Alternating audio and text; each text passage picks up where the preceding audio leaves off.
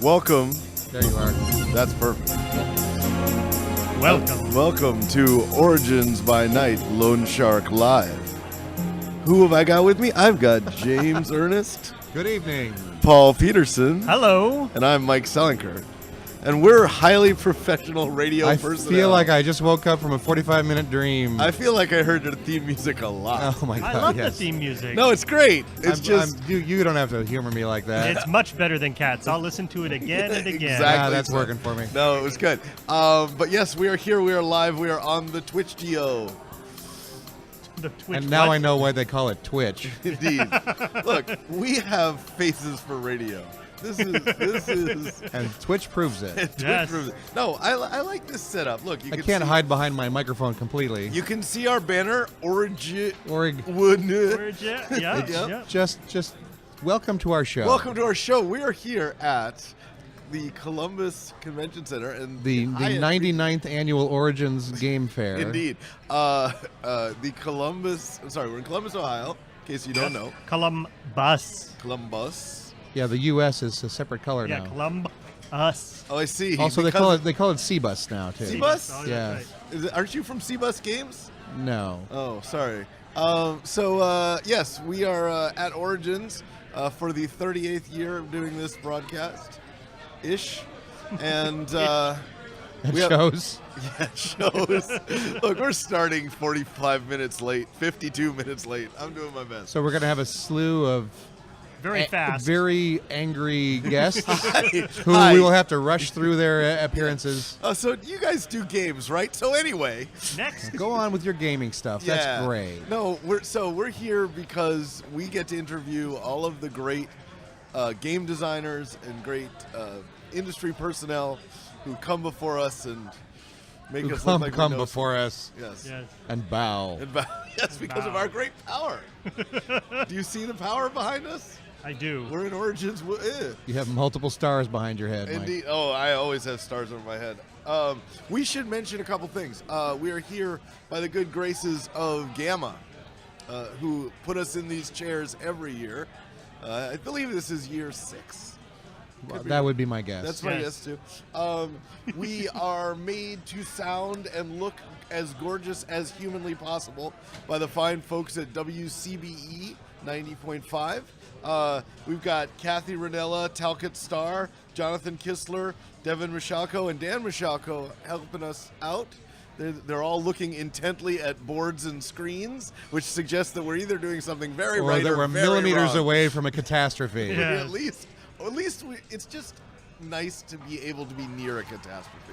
Wherever, For a change. Yeah. It's not just nice to be asked. Indeed. It's an honor to be nominated. We are looking at the big bar on 2. If you hear all the clinking of glasses and such, this is the social hub of the convention. Yes, pretty much. Yeah, we've been coming here for years, and then they put microphones in front of us. So the noise is the social hubbub. Yeah, the hub. Look, Hub, Bob. Yes. So what have you guys been doing today? Napping. Napping. Yes, after our long flights. Yes. we flew for 6.5 days. Indeed. I was on that 6.5-day flight. Yeah, No, I did a very brief visit of the dealer's room today. I Yes. played a couple of games. I had a couple of unexpected business meetings. I'm going to confess now here to you and everyone. Yes, please. Sometimes people come up to me and say hello, and I pretend that I know who they are, but I really don't. Confession is good for the soul. Yeah. And before you know it, you're on their podcast. Yes. Right. That is how we That is started all actually this. how that happens in some ways. You're the yeah. guy who ropes me into this. We should also mention, by the way, that our guy Trevor has been handling all our guests. He'll be bringing them on 1 by 1 or 2 by 2 or 3 by 3. Just like the animals on the Just boat. like the Ark. Yes, that's very true. I think. How about you, Paul? What'd you been doing today? I was on a podcast, and I had a couple of minor meetings with people, and other than that, I napped. Yep. Man, I got no nap. Well, I think you I'm need to napless. structure your time better. Are we in Indianapolis? No, that's a couple That's months next from month. now. Oh yeah, sure. Indianapolis. Yeah.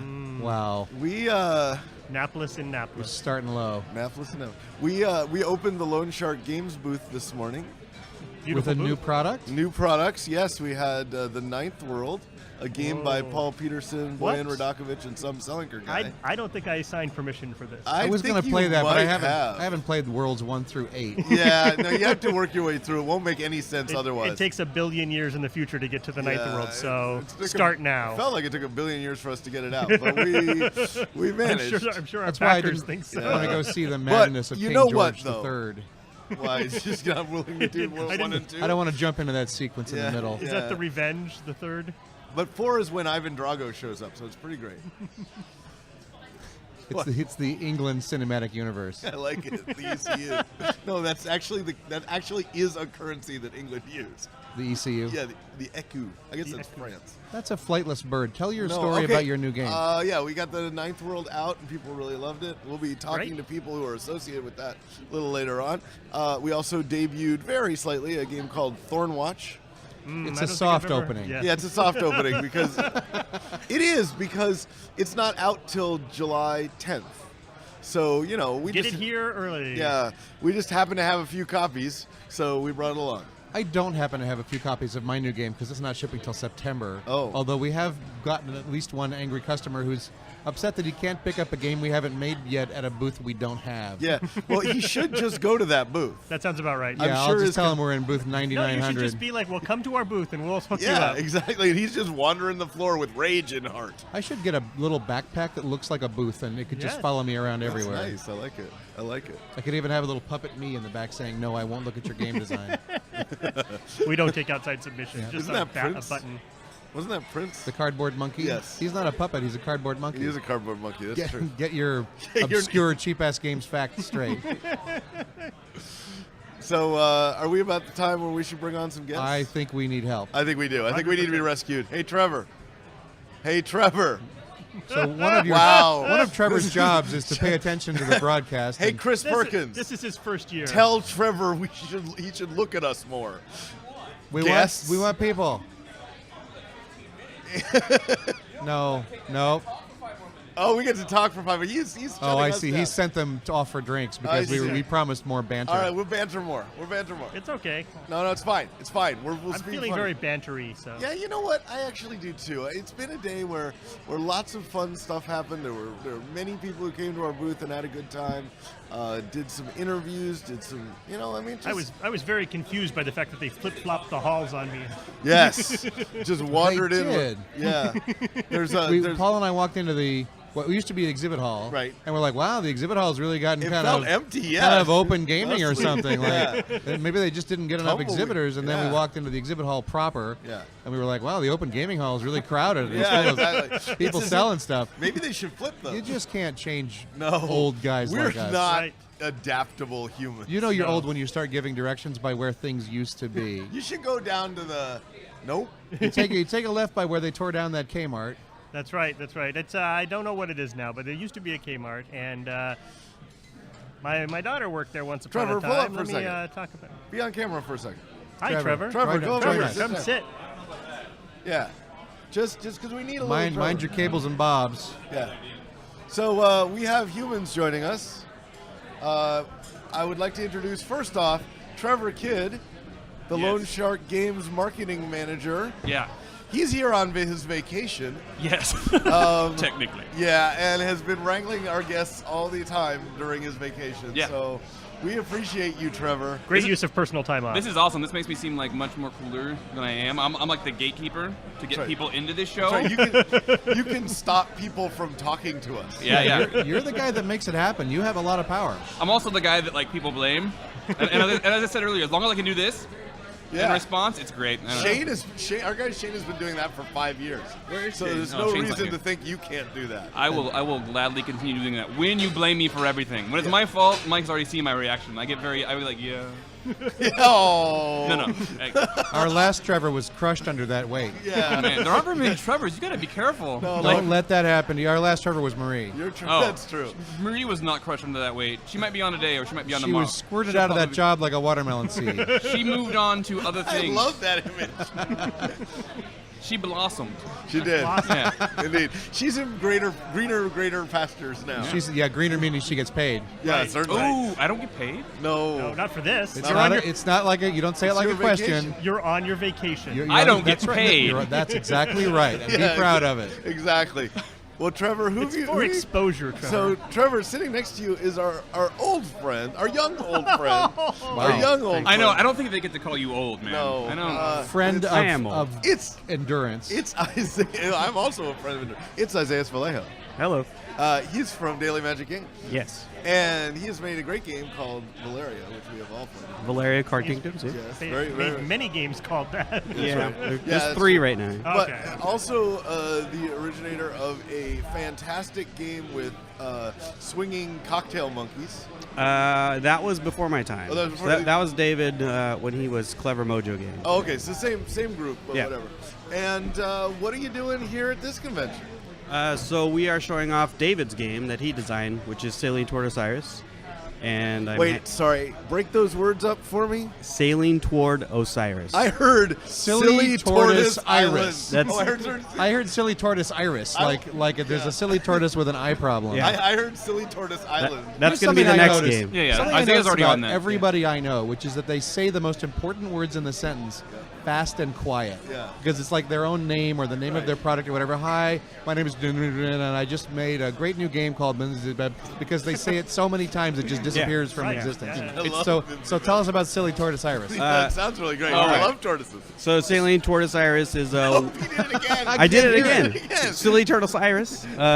Sailing toward Sailing Osiris. toward Sailing. Osiris. Okay, I Yeah, got there you Sailing go. toward Yeah, so Osiris. it's Totally an the Egyptian theme. That's where the Osiris part comes in, and the pharaoh has died, and it's your job to build monuments in his honor. So essentially, it's worker placement. So you're putting the laborers out to get resources, and then you're using the resources to place the monuments. But the cool part about it is when you place the monuments, you're actually putting them on resource spots, so you're covering up the resources as you're playing the game, essentially. So it changes the economy of the game as So, you're playing. like, you're covering it with your shell.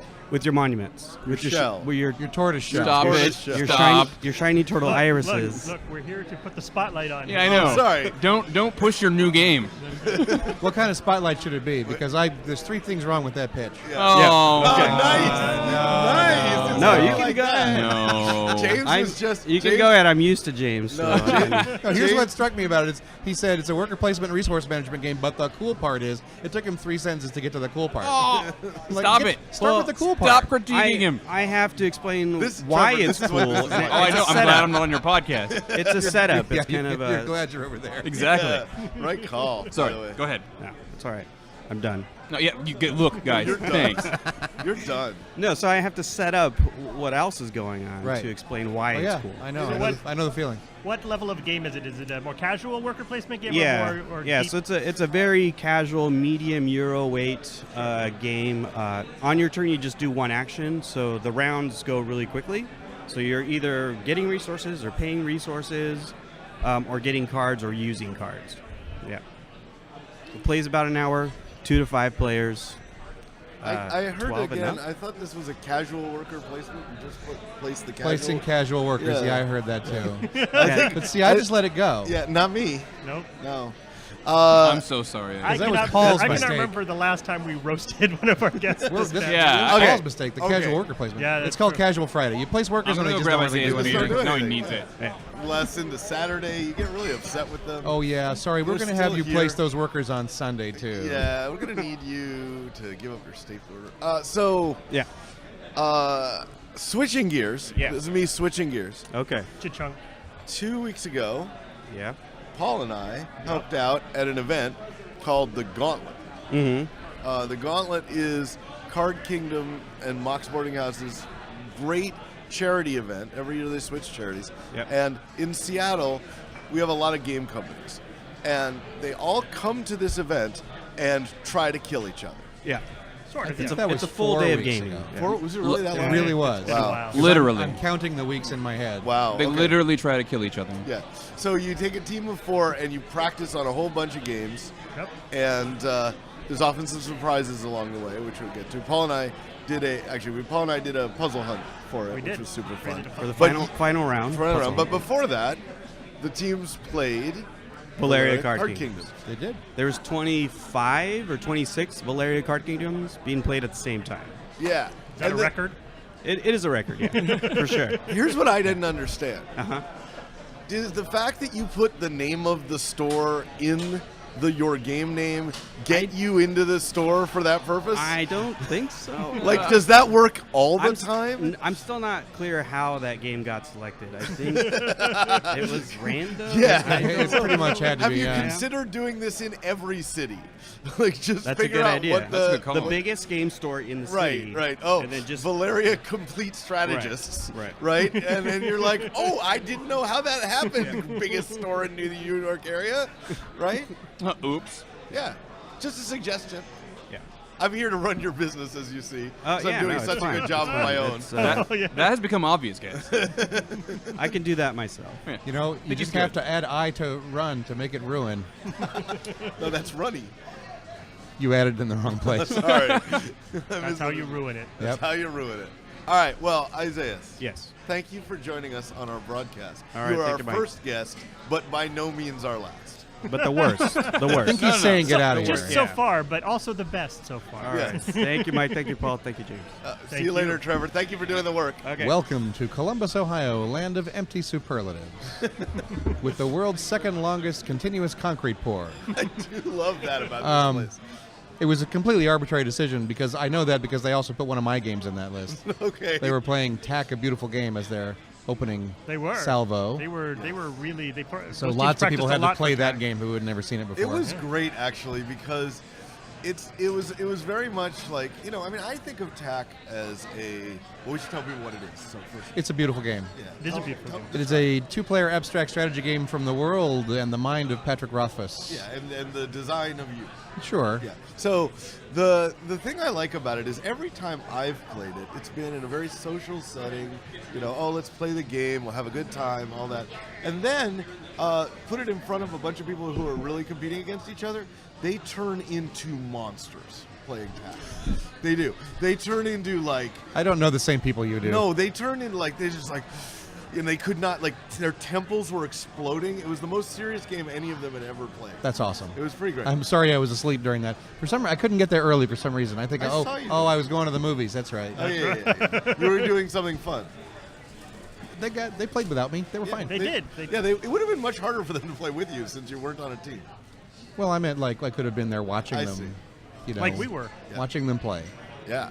I Okay. like that. Well, joining us now is Oh, a no. giant black box. Let's be clear. Okay, so The obelisk I from wanna- 2001. yeah, I want to when these guys get hooked up, I want to be clear what's happening here is we have a thing coming in that has been escorted by our two friends as if it were the Stanley Cup, right? I mean, Two very basically- large security guards. Yeah, exactly. Joining us now from the wonderful company Monty Cook Games are Charles Ryan and Darcy Russ. Hello. Are you there? We're so excited to be here. Yes, excellent. You have brought a brand new friend. I'm not sure you're on yet, so I want to make sure. Yeah, there we go. Okay. I want to make sure people can see what you've brought. So please describe the dense object in front of you. Well, you see, it's invisible. Oh, so, yes. That's the problem. this is the Black Cube of Invisible Sun, an upcoming tabletop role-playing game full of secrets and mysteries, and comes in this enormous, strange polyhedral that we all know and love, a cube form. It isn't even out yet, so we wanted to kind of show it off since it's been a long time coming and full of strange mysteries inside. It's a game. And this is a record-setting role-playing game. Oh, no Absolutely question. a record-setting role-playing Yes. game. It weighs 29 pounds, and I am Only positive that 29? is a record. Wow. No question. What booth? But could it still ships by book rate for $1.09. Yeah. Yes, that would be nice. Yeah. Oh, Now, once you put a plasticine hand in the game, you lose that book rate. A six-fingered hand, Yeah. no less. Yeah. Yes. Right. You have That's to pay what extra we- for the finger. That's it. where Oh, yeah, yeah. I often pay extra for the finger. I What get the booth? finger for free all the time. What booth can you find this in? You're still paying for it. I know. I believe. Yeah, guess 236. Guess who's sharing that booth with you? Oh, Yeah. how many times are we going to talk about us? Actually, I'm going to be honest. All with of the our viewers. time. So Okay. I want to be honest with our viewers. Tonight, I stacked all the stuff that's about us. Okay. That is, I It's wanted all to get it all out of the Front-loaded. way. Sure. Front-loaded. And that was So the very last thing. Yes. Because the first night is historically the least watched night. Well, there's some truth to that, but the really important part is then we'll have said it all and won't continually refer back to it. Sure. With our, yeah, I don't believe that. Totally. That's That's a- absolutely, yeah. That's a beautiful picture you painted. Hey guys, what's in the big black I've box? never been called a liar so I sweetly. would never say such a thing. It's beautiful. Darcy says things sweetly. Yeah, basically this thing showed up. So we were setting up the booth, and yes, please do what you're doing. So- Absolutely. So we're on camera? Yes, you're on camera. People can see this. I don't mean, wanna they hit any can't because it's equipment. black. But That's not working. okay, move that. Okay. Yep. There we Okay. go. So part. Oh, the A beautiful dance the we first stage has been opened. The rocket is away. do. Yes. That's right. Now, you guys can't see all of this, but Yeah. you've already seen it. I know what it is. So this is a role-playing game. As I said, it's about 30 pounds worth of role-playing game, and it has books in it, totally about 600 pages. It's got something like 1,100 cards that don't duplicate any content from the books. It's got beautiful dice and play mats. Well, you know what? Let's look at it. So we've got Oh, Got jeez. drawers. Heavy drawers. we've got envelopes of stuff. I love a good envelope. Foams. Important foams. That's right. They add to the The pound. Testament Yeah. of Sons. Giant Look at hand. this. Yeah, you guys should go Giant touch hand. this. Highly recommended. Yeah, no, I love this thing. I don't know. That's how you get cursed. Here are That's how some you get cards. scabies. Scabies. And this is a game of secrets and of magic. Okay, what are the secrets? That would be telling. Oh man, I failed in my role as a journalist. I'm gonna have to turn myself into Sarah You Huckabee. see, So Yeah. there are I would like to watch that transformation. The magical girl transformation. I'm aware Huckabee. Rawr. from a purely academic standpoint, it would be fascinating. Enough about me. Once From a a month sitting on the next empty to moon, Mike Selinker transforms. Okay, enough about me turning into Sarah Huckabee Sanders, which was not my expectation tonight. Dice? Cool. Yeah, look at these dice. Look at these. Those are good. These look like kind of cute workshop. They're really cool because they're translucent, but they're crystalline inside. I've never actually seen any dice like What? these before. Look at them. Yeah, they're wild. Hold them up to the light and look at Oh them. yeah, look at that. Gorgeous. I'm not even sure these are all real numbers. That's the secret, of course. This is the Sooth deck, which is a centerpiece of the gameplay. The cards represent the flow of magic through this universe. It's part of what both we mechanically. should draw a card. We should divine our fates tonight. You should right. unshrink wrap a card. Yeah, we should. I've Is seen how that to do cool? that. Are we allowed to do divinations on the Absolutely. stream? Yeah, no, we won't curse ourselves in any way. We started out so great. I'm amazed you still have stuff to unshrink wrap. You had said this spread out. Like, This is a different cube than what we have in the you back. have 2 cubes? Oh. We brought 2 cubes. Wow. On I mine- can't lift one. Well, we didn't bring them both at the same time. I see. All Yeah, right. I know you have a wagon to carry it around in. Indeed, indeed. Very A chariot. smart. Very Oh. smart. Excuse me. Of course. This is a game that gets played at the GM's house, not Oh, outside. of course, Yeah. of course. Yes. Yeah, I don't think this is something you play on a bus. It depends on how much of the bus is yours. Yes. Oh, that's true. Right, if I own Party the bus. We'll get a party bus. Yeah. Cube party bus. All I right, am bring it. into Look party at the bus. Sooth deck.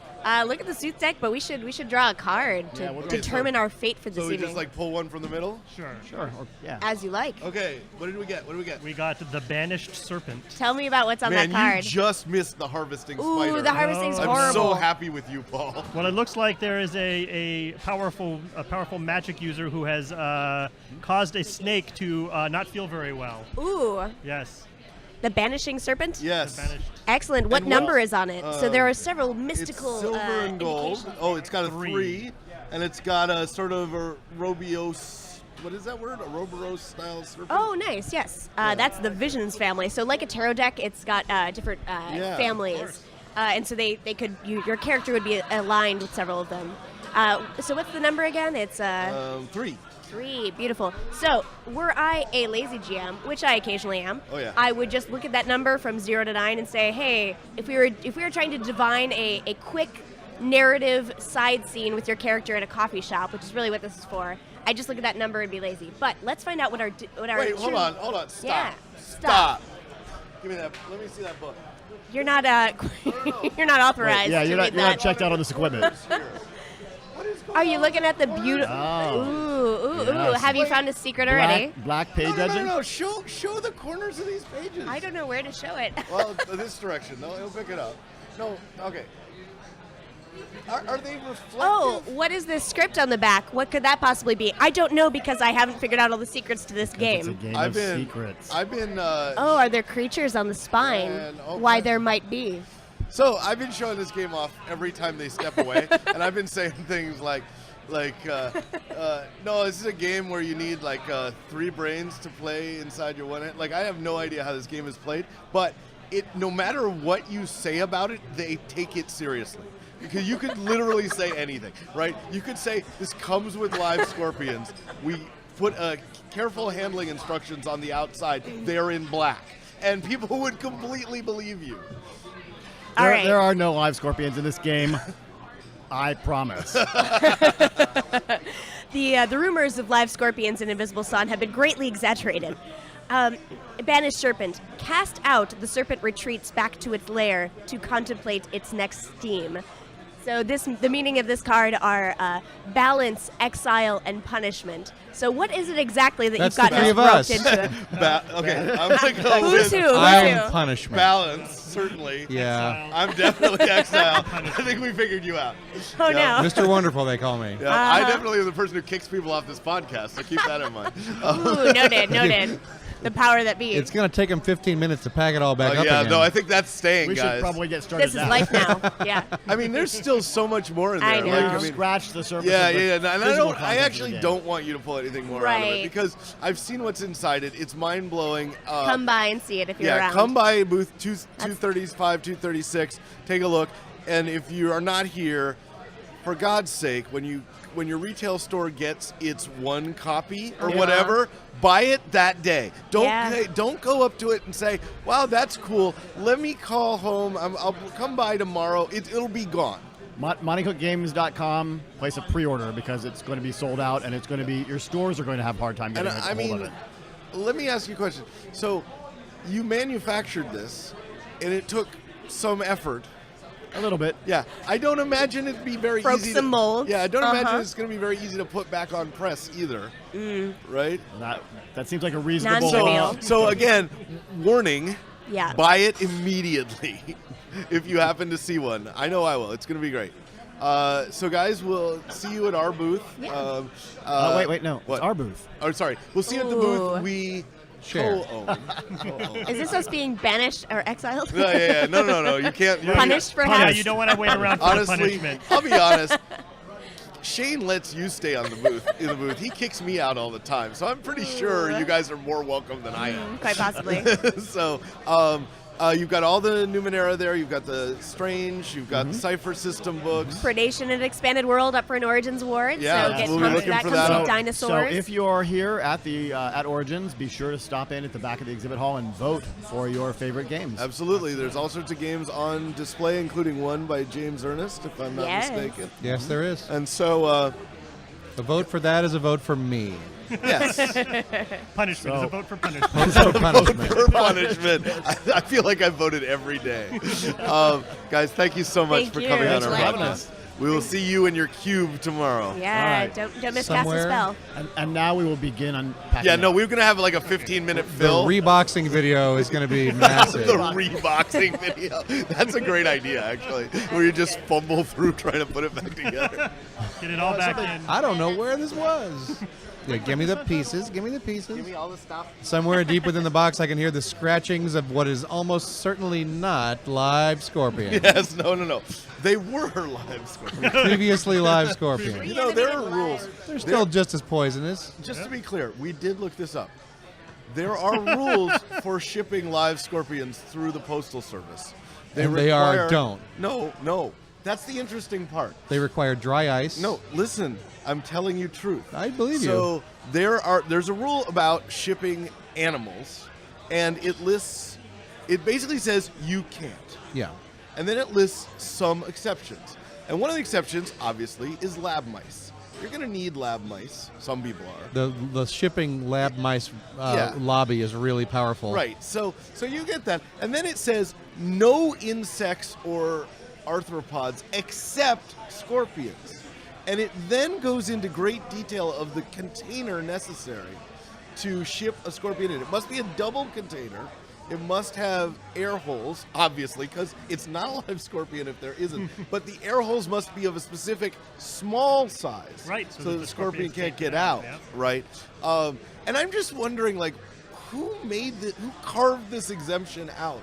And why? Yeah. The Shipping Live Scorpions lobby. You think so? Basically, the James Bond murderer lobby. The bull. It would be a shame if this person was still alive tomorrow, Mr. Kidd. That certainly almost seems certainly like it. it. I like it. So let's see. Whoa, and whoa. Okay, good. And Charles That's what and that word Darcy means. nearly packed up the entire podcast into their cube. All right. That was Fits. pretty obvious. Yeah. Well, I don't think any of our guests will have larger boxes with them. Probably not with them. No. Challenge accepted. Oh, okay. Indeed. You know, when I started in this business, I made a game that fit on a business card. It You was the did. tiniest game I'd ever seen. Yeah. I was clearly going in the wrong direction. No, well, you couldn't go much further that direction.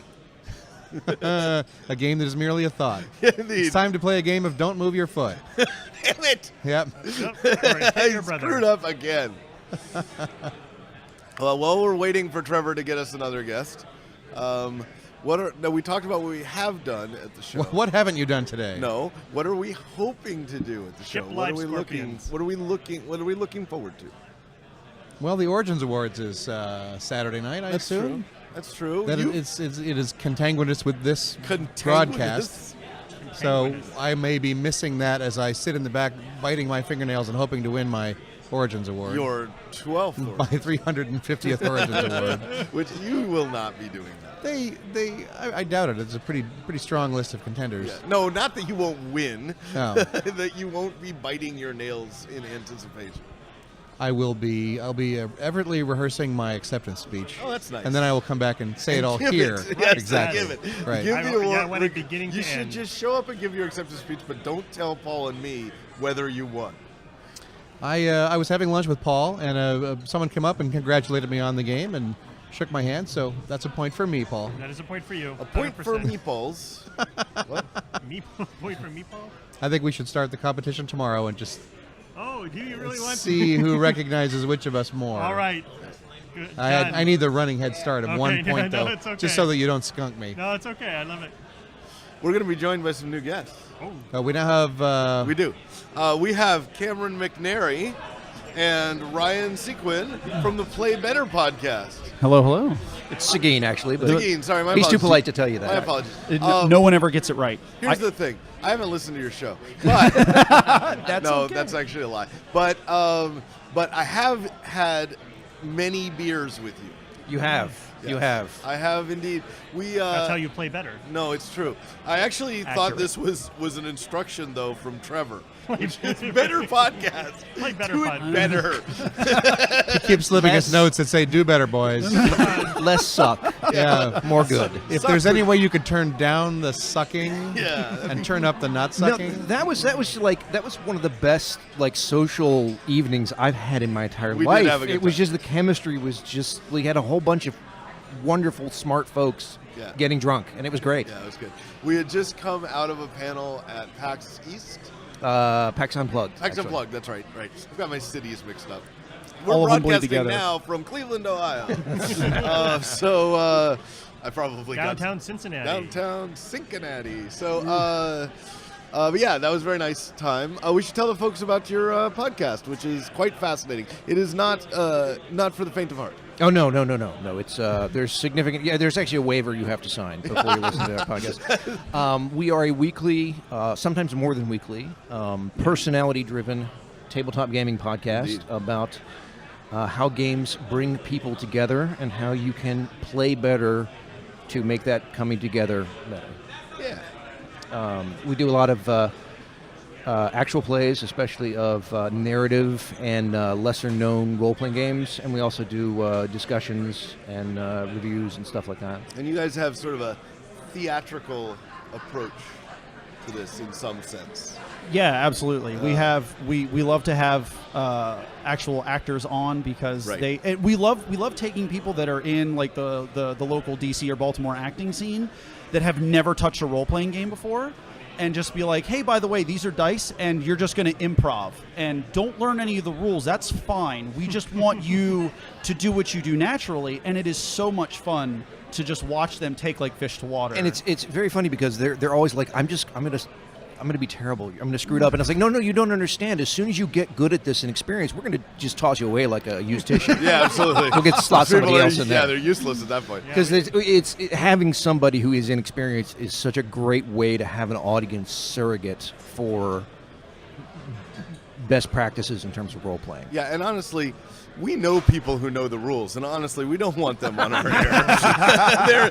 They haven't done a damn bit of good for us over the years. So you're doing the right call, I think. Yeah, I mean, it's about finding ways to make the play experience more immersive and inclusive. Like if what we can do in any way brings it slightly closer to more fun for whatever kind of game you like to play, that's what we try to do. And for everyone sitting at the table. Yeah, absolutely. Yeah. As soon as somebody says, I make a 5-foot adjust to avoid an attack of opportunity. Ouch. It's just like, No, actually, we don't. That's totally cool if that's what you want to. If that's how you want to roll. Sure. And we've done that. We've absolutely done that. But it's about like setting expectations. Like we've talked about that a lot. Yeah. Like if you sit down at the table and you have like one person who's like that person that sits down to play D&D that needs their squares or whatever, and you have I needs them a square.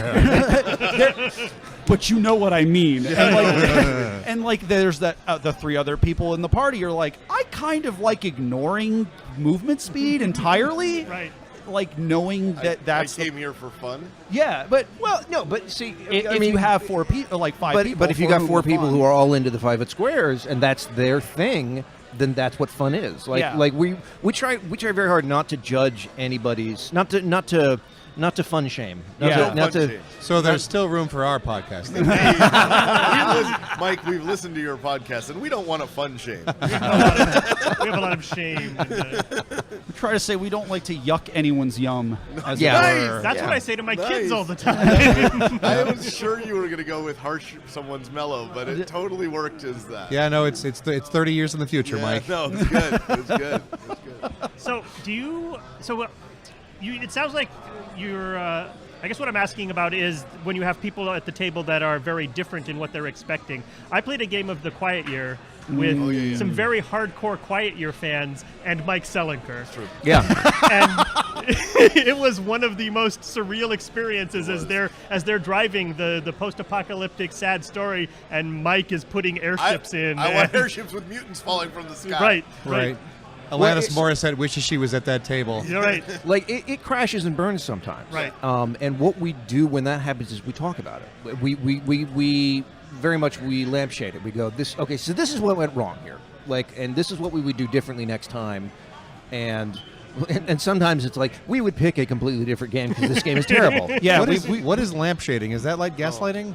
No. Is that where you convince the experience that it didn't happen? It's like gaslighting, but 70 years later. Oh, nice. It's where you take care of some incongruous element by making it more obvious and pointing it out. But you stick a lampshade on it. It's the first step to ostracizing it. Right, exactly. So, like, if Mike were the incongruous element and we pointed to him out and made him obvious, then put a lampshade he would on my eventually feel so self-conscious that he would leave. Right, but I'd have a lampshade on my head, so I wouldn't know how. I'm punishment and you're Exile. Right. Okay. Yeah. The Do whole. you have room on your podcast for a 3x3 foot black cube? Because that's what was just up here.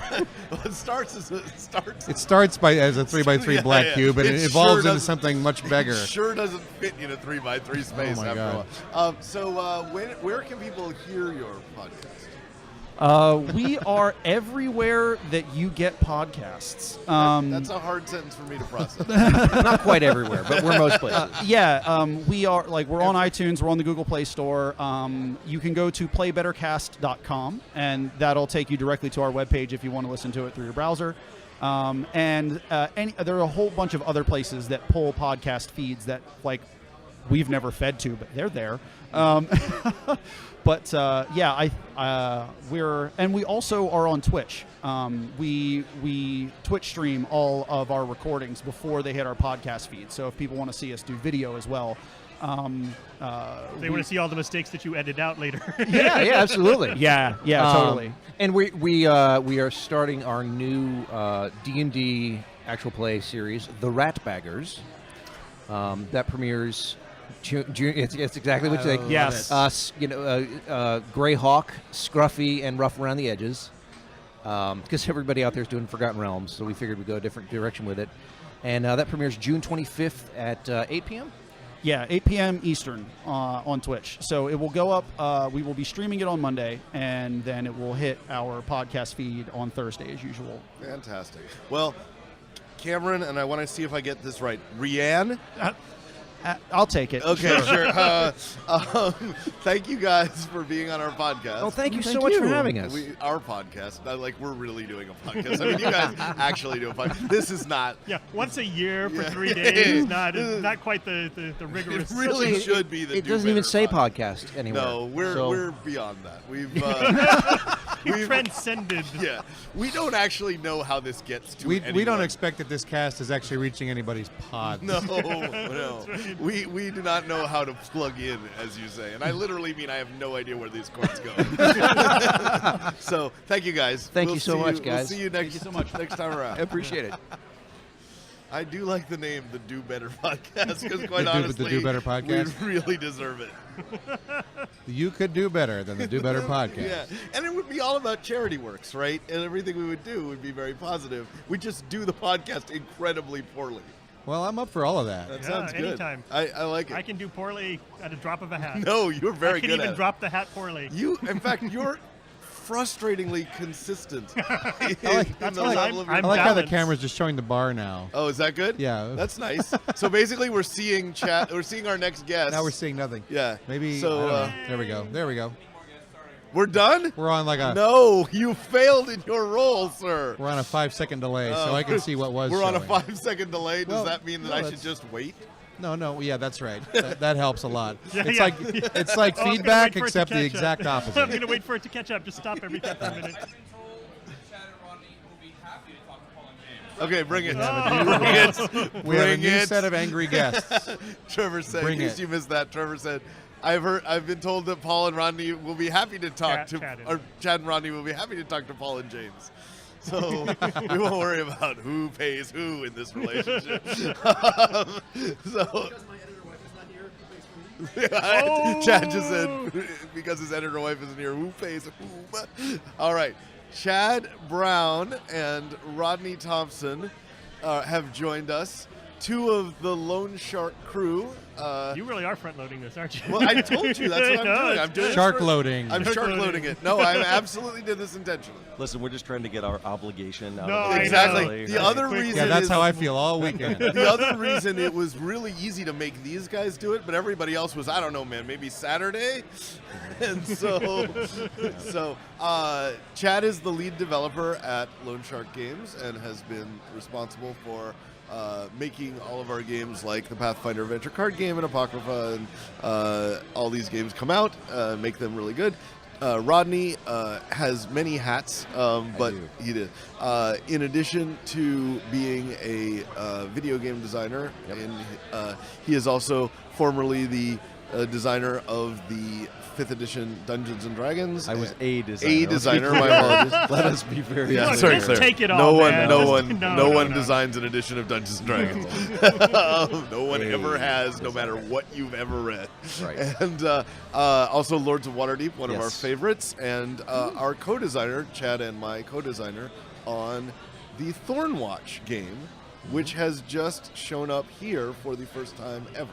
Yes, many people are looking at it. I should say it has shown up here and thus has shown up anywhere for the first time ever.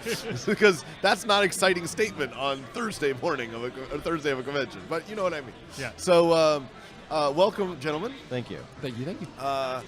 Let's start with Thornwatch, and then we'll get to the other thing of yours that is in our booth, which will explain the logo on your chest. Yes, indeed. But we'll get to that in a second.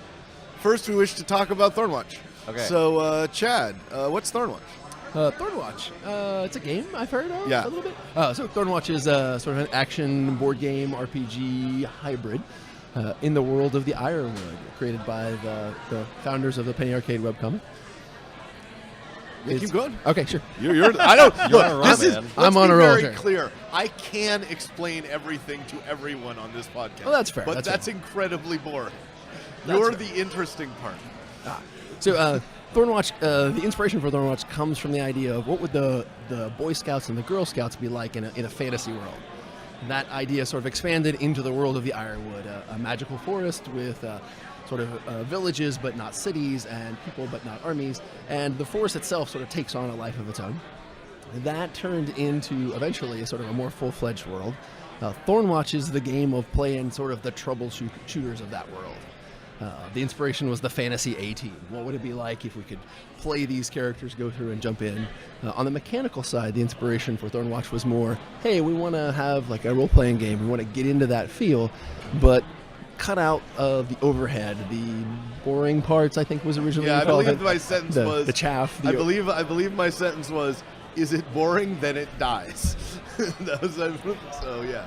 And Rip me. Indeed. R.I.P. me. Yes. Exactly. Everyone involved has played the hell out of RPGs and really loves them, but we were trying to see if we could get past the overhead, the preparation, the building up part. So rather than sitting down and saying, hey, we're going to play an RPG next week, what day between now and then would you like to spend coming up with your character? Right, exactly. While the DM spends a couple days coming up with a scenario, we have these storyboards that tell you basically, oh, hey, here's a story we can play. Here's how we can put it together. Here's some characters we can play. We don't worry about how the characters link together because the story itself brings them together. They're magically summoned to deal with a problem via a ritual. We don't worry about how they got there. They just appear right at the beginning of the scenario. Excuse me. At the beginning of the scenario, and we deal with the problem. We just go straight from there. And this lets us have an RPG-like experience that we can pull off the shelf like a board game, sit down, set up, and get playing within 10, 15 minutes with no trouble. This is the kind of thing which, if we were smart, we would have brought with us. Well, none of those copies exist yet, so we can't. Oh, exactly. wait, never mind. No, they are here. yeah. Rodney, you want to talk about it from a more mechanical point of view? Yeah, so I think a lot of the things that Chad said about RPGs and trying to capture that experience are true. A lot of it, what I think of is that RPGs put a lot of demands on a dungeon master or a game master or even the players to be highly improvisational and highly creative and do a lot of prep work in advance.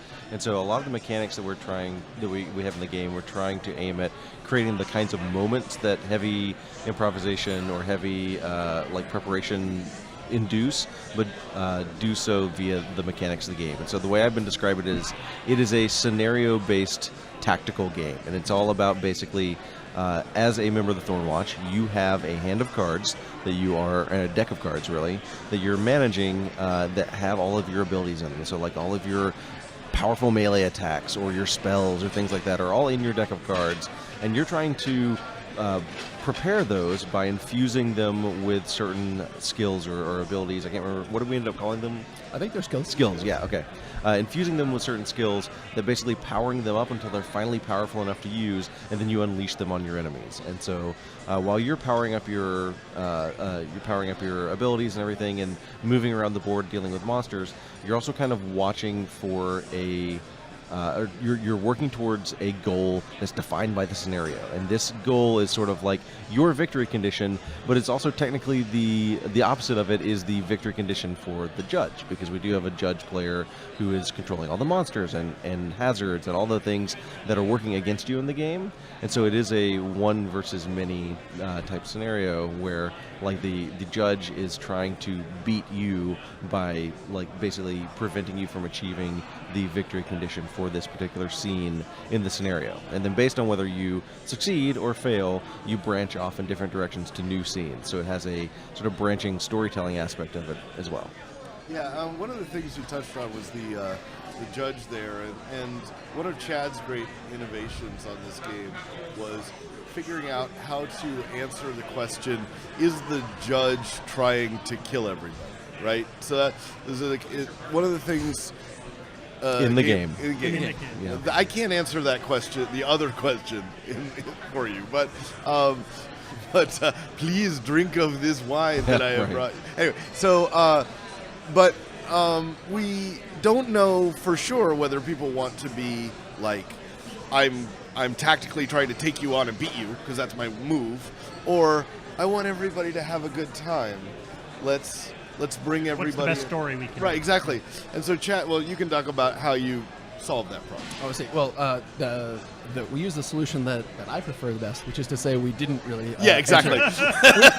We got both kinds. Exactly. So country and Western. We spent a lot of time, and Rodney was actually instrumental in this, in coming up with mechanics and ways to make sure that the judge feels like a player, like someone who actually has agency and making interesting decisions, and doesn't feel like they're really running the game for everyone else. Because that's a thing that can definitely be a problem. So if you've ever played games like Descent, you know that there's some agency involved, but in some senses you're kind of running the game for other people. What we want is to make sure that the judge feels like they have interesting and fun things to do. And whether the judge feels like they want to go sort of all out and try to create as hard a challenge as possible, or lean back a little bit and make things a little more interesting story-wise, something that the group can decide, and the judge and the group can really feel that out for themselves, a sort of a social contract sort of thing. Yeah, it's kind of the difference between saying that the judge is an adversarial participant versus being an administrator, right? And I think we definitely fell on the adversarial participant side of that fence. Sure, absolutely. We also, one of the neat things about this is having the artist and writer that we have in Mike Krahulik and Jerry Holkins. We could tell stories that we could never tell because we had an artist who could illustrate his own story, which is a rare thing, right? Somebody who's just like, I'm going to tell you a gameplay experience, but I did it by these pictures. So we would say, this is what we're aiming for. Do you have any ideas? And he would come back and with a fully illustrated depiction of that idea, saying, I didn't understand what you said, so I drew it, and was it this? And the answer was always, yes. We'll take that. Or no, but that's better. That's better, yeah. It was great. It's a little bit like working with James because, in all seriousness... It starts with no. No, in all seriousness, James can do all the parts of the thing that needs done. So, That's what my business card says. Right, so it'll be like, I don't know, I think it'd be great if... casinos started to lose value as soon as they were put on the board, I say, over Chinese food. And James comes back with fully illustrated tiles the next day. That have been losing value ever since. Yeah, exactly. And, it's just rare for those of us who are artistically challenged to have that kind of experience. We refer to you as singular focus types. Indeed. Oh, nice. You have outlived your usefulness today. Oh, you've done your part, Mike. Yeah, you can go. You can go now. Yeah, exactly. Yeah, it's interesting you're talking about Mike Krahulik's artistic ability. Yeah. We kind of glossed over the fact that this whole thing started as Mike's design, absolutely. right? And that's something that when I tell people ask me oh, what was it like working on Thornwatch? It's kind of a unique experience for me because I'm used to coming at games from sort of one or two angles just from my personal history. One angle is I'm the game designer and I'm going to come in and I'm going to design for the experience that I've got in my head and I'm going to make whatever changes I want to make, right? Because who cares? I'm going to offend myself, right? No. Yeah. I'm just trying to make the best game. Or I come from the D&D angle where I'm working on a game that has 40 years of history and so much is already charted out and I'm just trying to find the best expression of something that's already been expressed before or that's been reached for but never quite achieved. In this case, Mike had a really clear vision for what he wanted to achieve, but when we came on, we had also a lot of flexibility to make a lot of mechanical changes to the game and big overhauls, big changes. The nature of the map went from the 1-inch grid squares to the area-based tiles and things like that. So it was kind of an interesting middle ground balancing act because on the one hand, I'm trying to help Mike achieve his vision for the game that he came up with, right? But on the other hand, he was very also receptive to, here's my crazy idea. What if our dice didn't have numbers, right? And it's not actually a crazy idea, but whatever, right? No, it was pretty crazy. But for the time, it was, right? No, it was great because the first time he ran the game for me, he was terrified. Yeah. Right? He was absolutely terrified. And I get that because he's first-time game designer, and I'm not the first-time game designer, right? And so... Also, you browbeat him into showing you the game. I did. Over the course of, I think, a couple weeks. I did. No, he said... somebody said, Krahulik's made a game, I said, great, let me see it. And he said, no, I can't show you my game. I said, no, that's fair. I mean, I am just putting you on the spot. You have till Friday. And I wasn't kidding.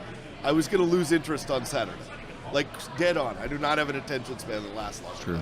And so he worked that entire period, and I mean including the sleep times, to make it a good game.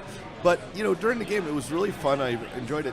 But he would look down at his things to track his monster's hit points that he was doing. And I was like, I reached over and grabbed his pencil and said, you do not have this tool anymore, right? You are making a game where you look me in the eye the whole time. And he got it. I mean, he took to the method of making games like better than anybody I've ever seen. And it really highlights those kind of things that we take for granted, right? As board game designers, right? It's like, yeah, a pencil is not a tool you use during game very often, right? Like maybe keeping score, but even then, not as much anymore. I thought it was pretty clear just talking to him that he really knew what he wanted to do. He just wasn't sure how to do it. Yeah. And he'd grown up. He'd learned certain ways of expressing it. So like the original map on the 1-inch grid. That 1-inch grid map was overlaid on a beautiful comic book panel. Oh, right? He didn't not draw the comic book panel. He just put a 1-inch grid over it because that's how he knew that combat maps worked. Right. First draft, single best poster map ever. Yeah. And so, all right. Well, I mean, it's in our booth. It's not out until the 10th, July 10th. Dark of the Wood, the expansion for it is also out. Will also be out then. We've had a lot of people come by and play it. It's gone. I would say it's gone pretty well. Oh yeah. So I'll be in the booth if you want to come see it. Come by and say hi. Excellent. So now I want to talk about Rodney. I want to talk about you. Oh, good. So you have a logo on your shirt. I do. Yes. It is Scratchpad Publishing. Yes. Which is your own thing. It is my own thing. Basically, a couple of years ago when I left Wizards of the Coast, I had the opportunity to finally start doing some of my own design work for myself. And I kind of look back and I said, hey, I've been in the game design business for 16 years now, and everything is somebody else's. I want to make something that's mine now. So I decided to start up my own little boutique game design publishing company. Yeah, it was great. And I did. Yeah, it was great. Rodney, we're going to talk about this game Rodney made. I was very fortunate because I got to play it before it was a real boy. Right, like it was one of your like. First, it was. It was like pretty early. Yeah, it was in like the first month or two, maybe. Yeah, it had not solidified into the real game yet, and it was great then. Yeah. So the name of just messed it up from there. Well, I wasn't all downhill I want to be very there. clear. I wasn't involved, so it didn't happen that way. I didn't let's say overcomplicate it with an extra 100 locations that would have been in the game that weren't there before. Like, I didn't do that this time. It was great then. Now it's fine. Now it's fine. Look, it's fine. It's fine. You shouldn't be upset. Well, so let's talk about what the game is actually about. Called, it's like one of my favorite things it's in the world. It's called Dusk City Outlaws. Dusk City Outlaws, yes. And what is the pitch of this game? Yeah, so it's a tabletop role-playing game where you play members of a crew of thieves in a massive fantasy city. Think like Renaissance Venice on modern-day New York scale. And you are given a job, and it's something like go steal this diamond from this guy, or assassinate this person, or pull a con to steal this person's money. And you're given a job and a time limit, and you and your fellow crew members have to come up with a plan, get out in the city and do the legwork to set it into motion, and then execute that plan in a daring heist or a fantastic con, sort of drawing inspiration from movies like Ocean's 11 or TV shows like Leverage. Or other like classic. You were just naming all my favorite things. I know. I do. I mean, like it's such a fun. I like genre, TV right? also. I ran into pop culture is great. Honest truth. I don't think I even told you this. I ran into John Rogers. Okay. At I hope you apologized. No. Emerald City. At Emerald City Comic Con, right? And we were talking about Dusk City Outlaws. Oh, really? Yeah. And you didn't tell me about this at all. No, I never got a chance. And he said that's my thing. I want that. So we should make sure he gets one. So John already has one. I know because he wrote a scenario for the game. Yeah, right? I know. Right? So he was very helpful, and like that kind of thing was where I drew my inspiration. I should have said something there. Yeah. John Rogers made the show Leverage. Oh yes, yeah, right. By the way, if you don't know everything in our head, why are you watching?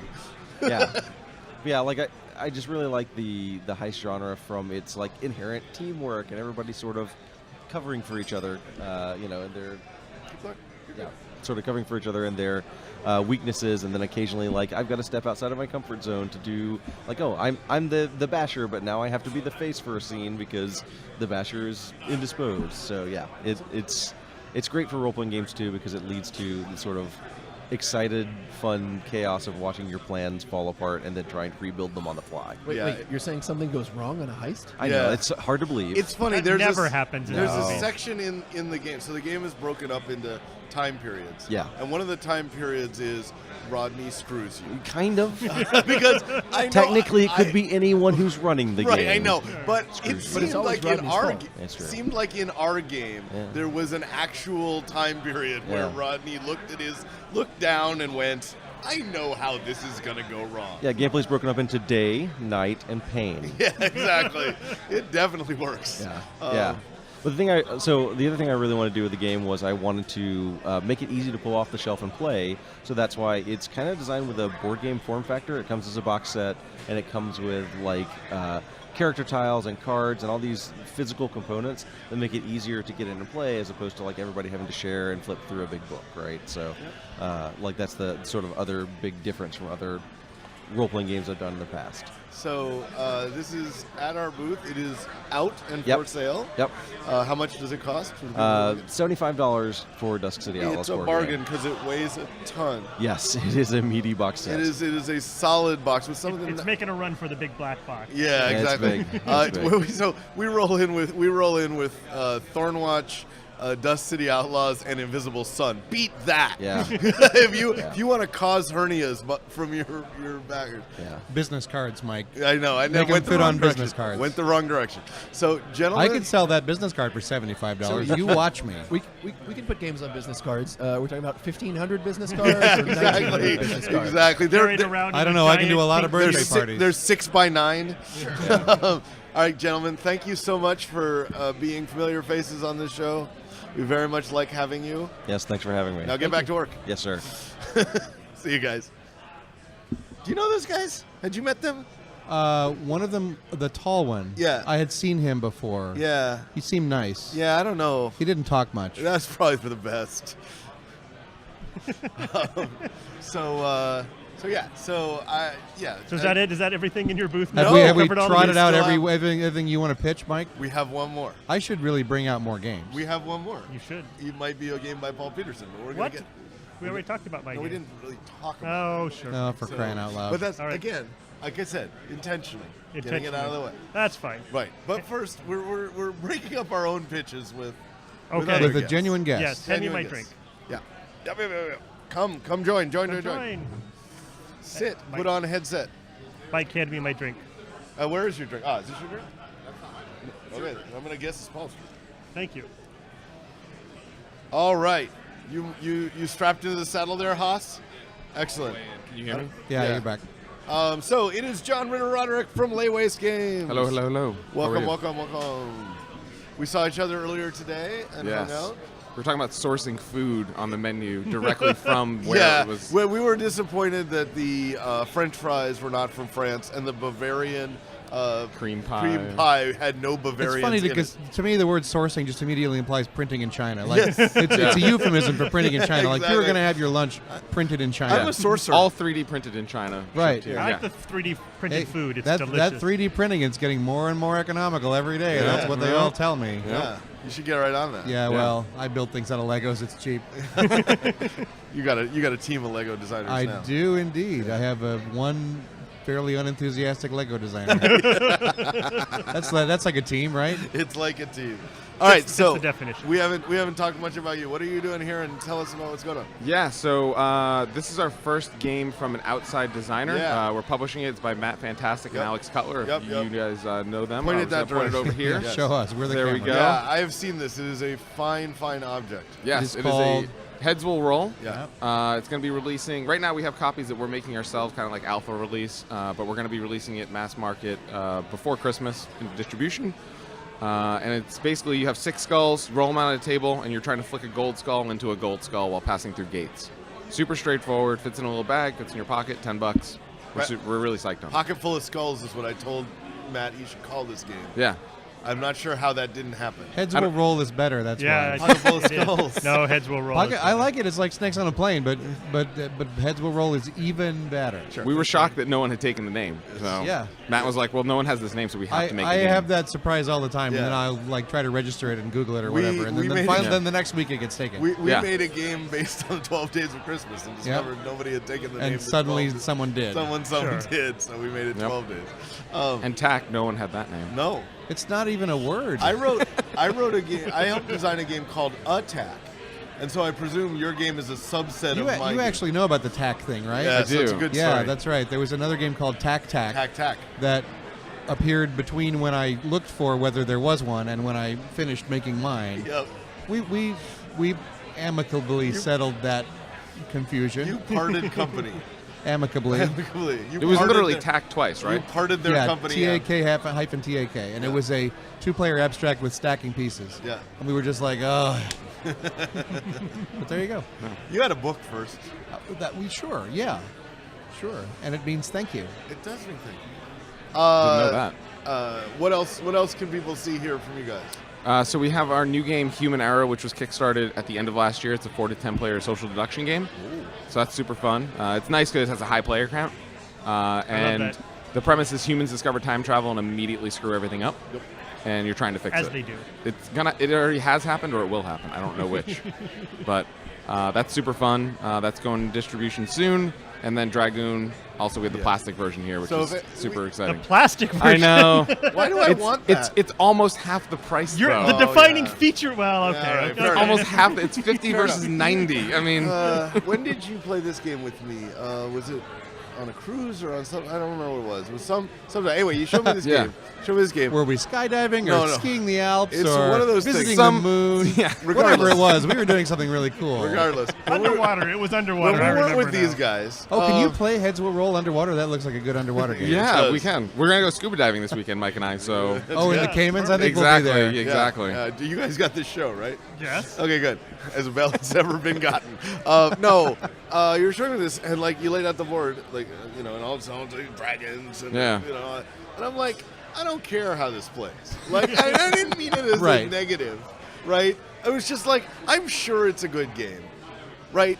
But everything you say after this point can only make it worse, right? Because I'm like, this is great, right? And the more I know, the more it becomes just another game, as Yep. opposed to you open this bag and these dragons pop out. Yep. That was it's- not my experience at all. The game just got cooler and cooler. As Well, it did actually. I want to be very clear. Thank you. But You're welcome. but it was one of those things. I'll where be hosting this podcast. it was now. one of those things where it was just like, you had me at hello moment, Yes. right, with a game, and I'm very, very impressed. So Thank you. That tends to happen when you put actual gold on dragons and Yeah. put them in a game and sell it for not $200. I don't know. But it was kind of crazy early on when we did that because we didn't know what the hell we were doing, and that's why it happened. yeah.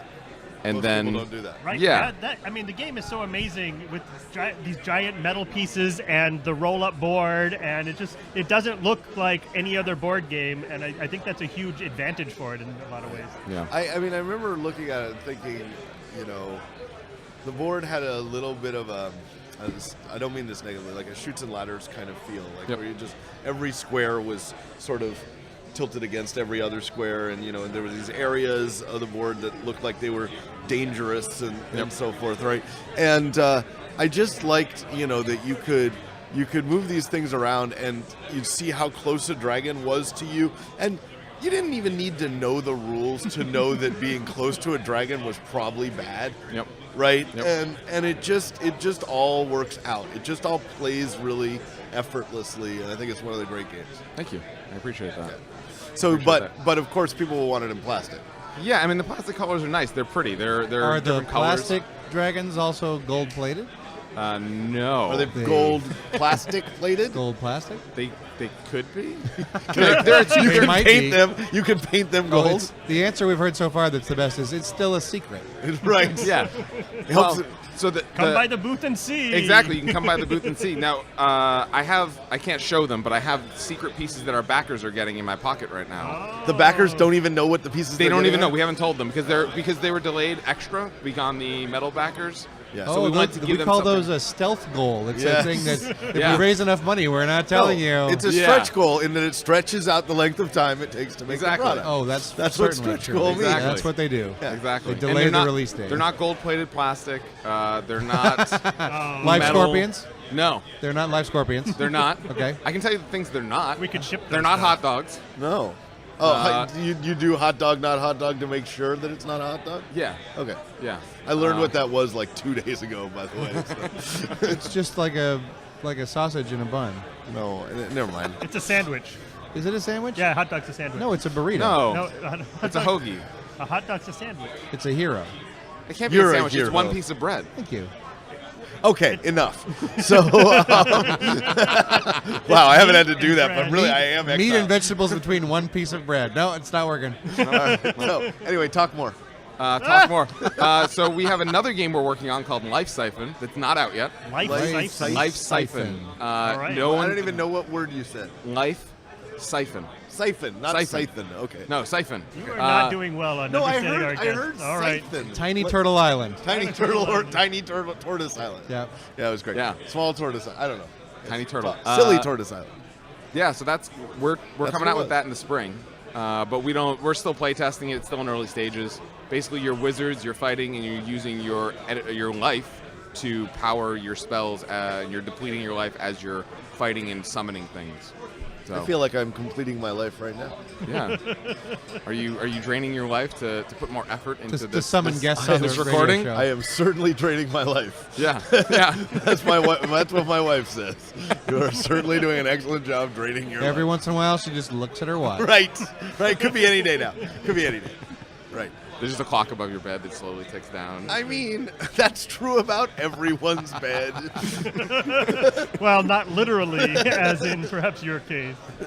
All right. Well, Yeah. anything else you'd like to tell us about, John? I mean, no, not really. Did you see I'm just anything here. else cool at the convention? Oh, that was not, in fact, in your that's booth? that's a Yeah, that's Yeah. right. Lock. Yeah, there is one game. I don't know if you guys have seen it. The name escapes me. I can't believe it, but it's by a gentleman named P.D. Warren. He has a game that uses light, a lantern in the middle of the table. yeah, I've seen that. The what name is that escapes called? me. I'll get it. Mike's got a laptop. We're I good. do. We're gonna Yeah, find yeah, it. We're good. I know which game you mean. Right, and it projects sort of the board around it. Yeah, so he Yeah. he actually has a canopy over his table, and there's a lantern in the middle. It projects the board outward, and you move the pieces around on the shadows. Yeah, and Nice. Lark lamp. Lark lamp, exactly. Yes. Yes, I saw this at, I think it's PAX Unplugged or one of the PAXs. Anyway, I went over and I liked it. I saw what the game was doing and so forth. Yep. And then he said the following sentence. I'm watching it, I'm seeing it all work. He says the following sentence. Oh, and that's only one of the games. I went, what? You made something with a magic lantern at the center and it has multiple functionalities? Yeah, Yeah. you can switch out the slide and make a new board. Exactly. It has slots right in it. It's great. It was great because all of a sudden he pulled out this sort of serrated portion, Yep. dropped in another one, and there were monsters on it Yep. on the table all of a sudden, right? Yeah. So it's like it's one of those things our entire team is super drawn to things that are not typical. Yeah. Just because I feel like the industry's kind of has to go there in a Yeah. way, you know? Yeah. So that's super exciting. We're specializing in typical now. we Welcome felt to your we typical felt like board game. innovation wasn't doing well for us. Yeah. Our innovation is not innovative. Yes. We're going to try something everyone's already tried before for the first For time. the first time. It's new to us is Yep. our slogan. It's It's new to you. It's new to you. yeah. Well, that's kind of what Restoration Games is doing. Well, that's true. but very they're true. but they're updating everything. They're not just giving you Fireball Island, the old Fireball. No, they are not. They're That giving thing you a is good massively Fireball different Island. and if they were amazing, giving yeah. me the old Fireball Island, they'd be taking it from my house. I don't Exactly. need that. If they added good to the front of every game they repeat, that would be amazing. Good. Come play good Fireball Island. I'm holding out for good Monopoly. Good Monopoly. They don't have that license. Give them 10 years. Maybe they'll Rob, restore You it. don't need that license. Rob- I think that's been proven. Rob already had that license I know. when he worked for Hasbro. He had every chance to make Monopoly good, and what did he do? He squandered it. Wandered. He made Pandemic Legacy He's instead. playing the long game. He's waiting 40 years from now where Right. he's going to make good Monopoly. Yeah, for he made Restoration. it as bad as possible so that they'll release Oh, the rights to it. what a great Oh. strategy. No. No, we didn't slander our friend Rob at all. No. That's not what we Rob Davio, did. Yes. Yes. whom I was actually at a convention with last weekend. We that's were lovely. speakers in Not Salt Lake breathing. City. Yes, not breathing. We were trying very hard to get oxygen into our bodies at 8,100 feet. Lovely.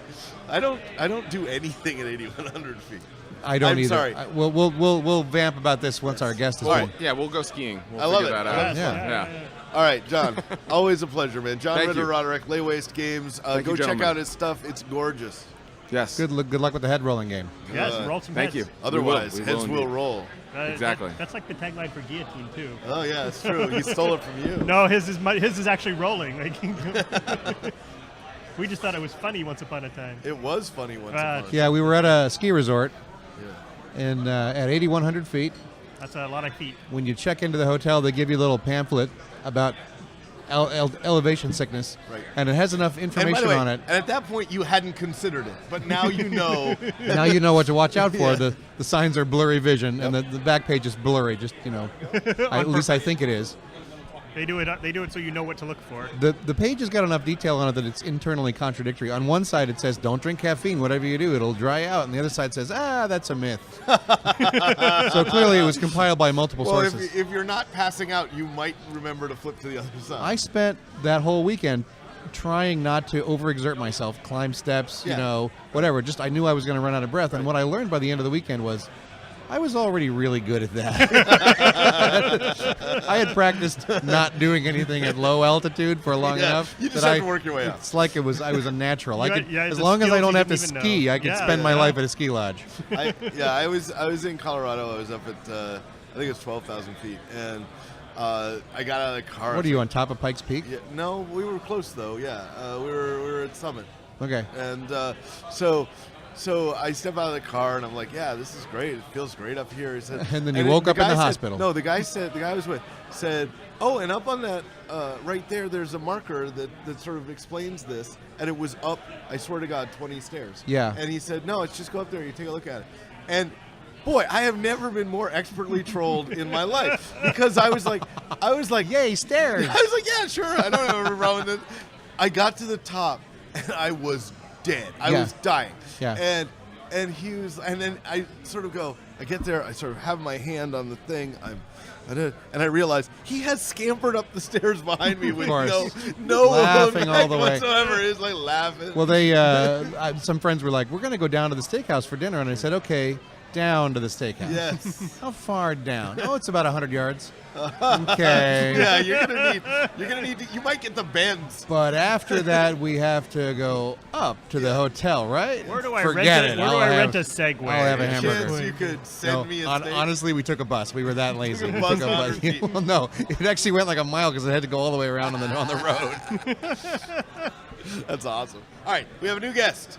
It is our good friend Seth Hyatt from Mayday Games. Hey, how are you guys doing? Good to be here. Welcome. Good. Sidle up to that thing. You right here? Yeah. Yep. Okay, I'll sidle. Sidle. So always good to There see we go. you, friend Seth.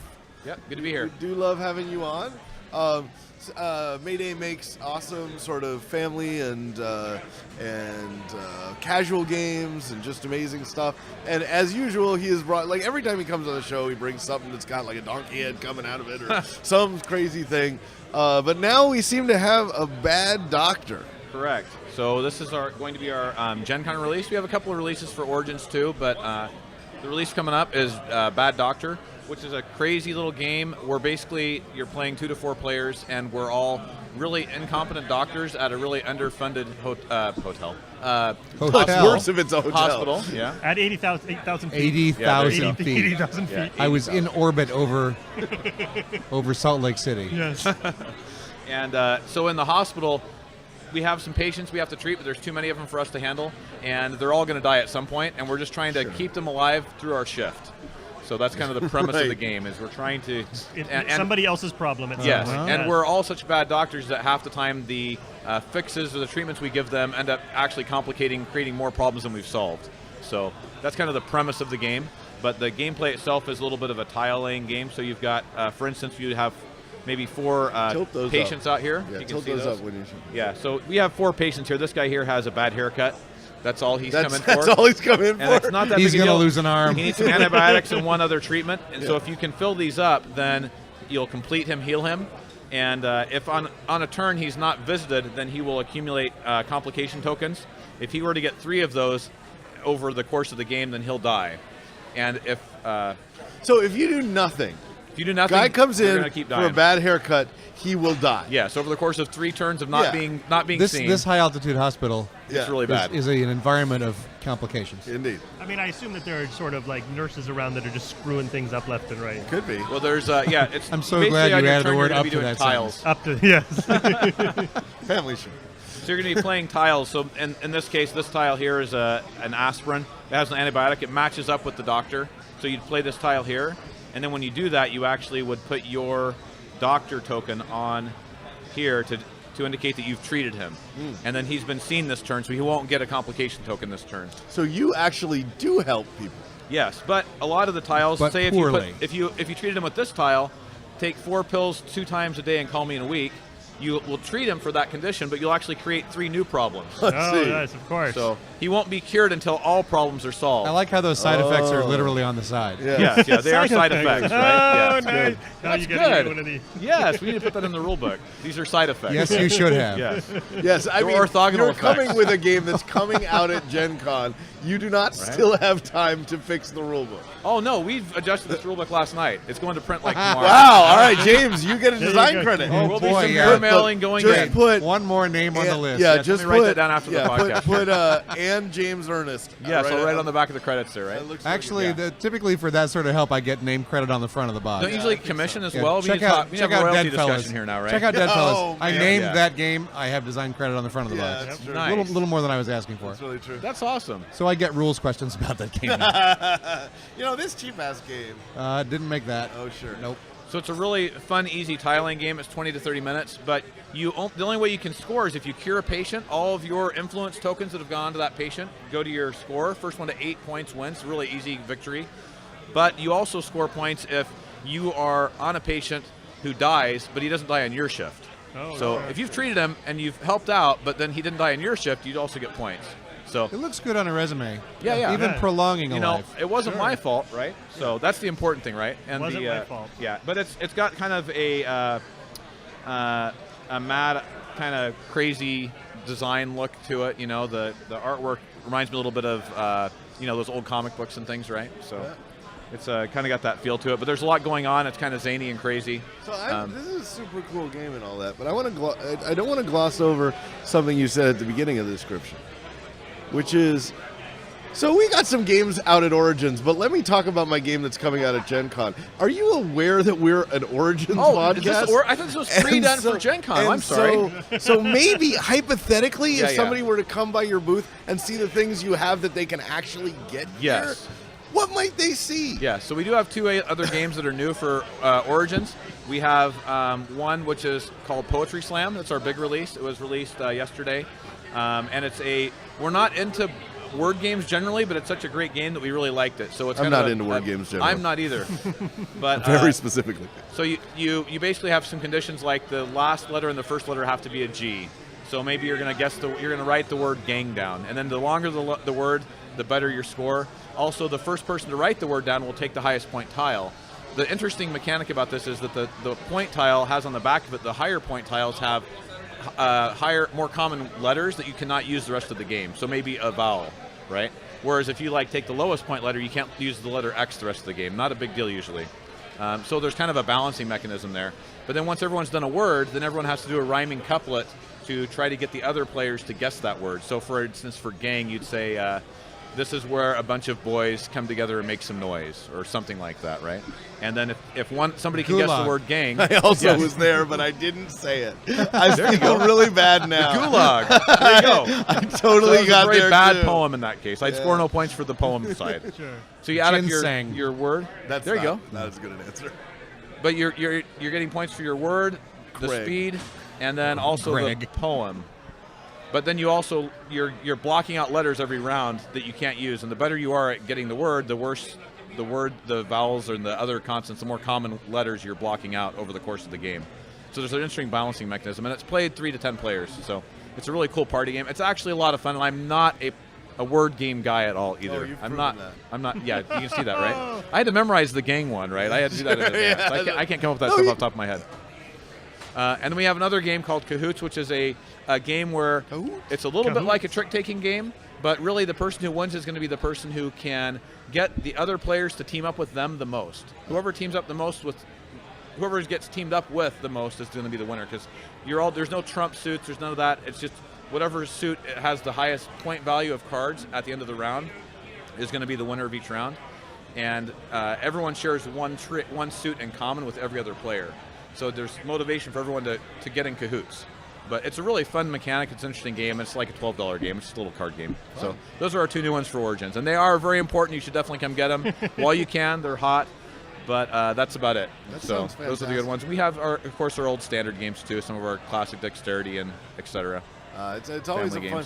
I joke, but it's always a fun time going into the Mayday Games booth, because you get something, you just walk in and you see a thing and you can play it in 2 minutes, right, and get a good experience of the game. Maybe not the whole game, but you just know what you and you know for sure whether you're going to want it right away, and you probably leave with it because it's usually not very expensive anyway. So I really like what you guys do. I think it's a great company and some good games. That one sounds like a lot of fun. Well, we appreciate it. I love games that I can pitch and explain in 2 minutes and play in 10 to 15 and sell for $20. That's kind of I love those kind of games. It's great. I do that too. only mine take 3 hours and cost $80. But basically, and that's same just thing, for really. That's just for the explanation. That's just for the explanation. Yeah. I played a game It takes recently. that long to unfold in Dice World. Yeah. I played a game recently, and we were setting it up, and it took about 30 minutes to set up, and they're like, a friend of mine hadn't played before, and he's like, so is this the whole game? Is this? And then we're going to take it down, right? That's it. Yeah, that's it. Setting it up We for the whole thing. We could have played the whole game of one of ours in that time. We created a new game company today, Christopher Bedell and I did, called Punching Out Games. And basically all you do... Yeah, you just get the sheets from the factory, right. Just pop them out and sort them. Right. You get little good sorting trays. Absolutely. And then you're done. And we fully licensed the sleeving game as well. Yeah, it takes 2 hours. No. You get 1 copy of Dominion done, and you've seen like 3 episodes of Breaking Bad. Yeah, exactly. Perfect. Exactly. No, I think we make a lot a game of money. I could play while doing something else. This sounds really good. Yeah, it's that good of a game. Now, importantly, we would put no effort in game design, so it'd be pretty... Yeah, we would. We're designing all the punch-out. Yeah, counters no, and that's important. That's design. That's right. important stuff. Yeah, you gotta get an X-Acto knife out. Sometimes, Yes. for the flashy ones. Right. It's a big deal. Yeah. I'm sure you'd be willing to invest.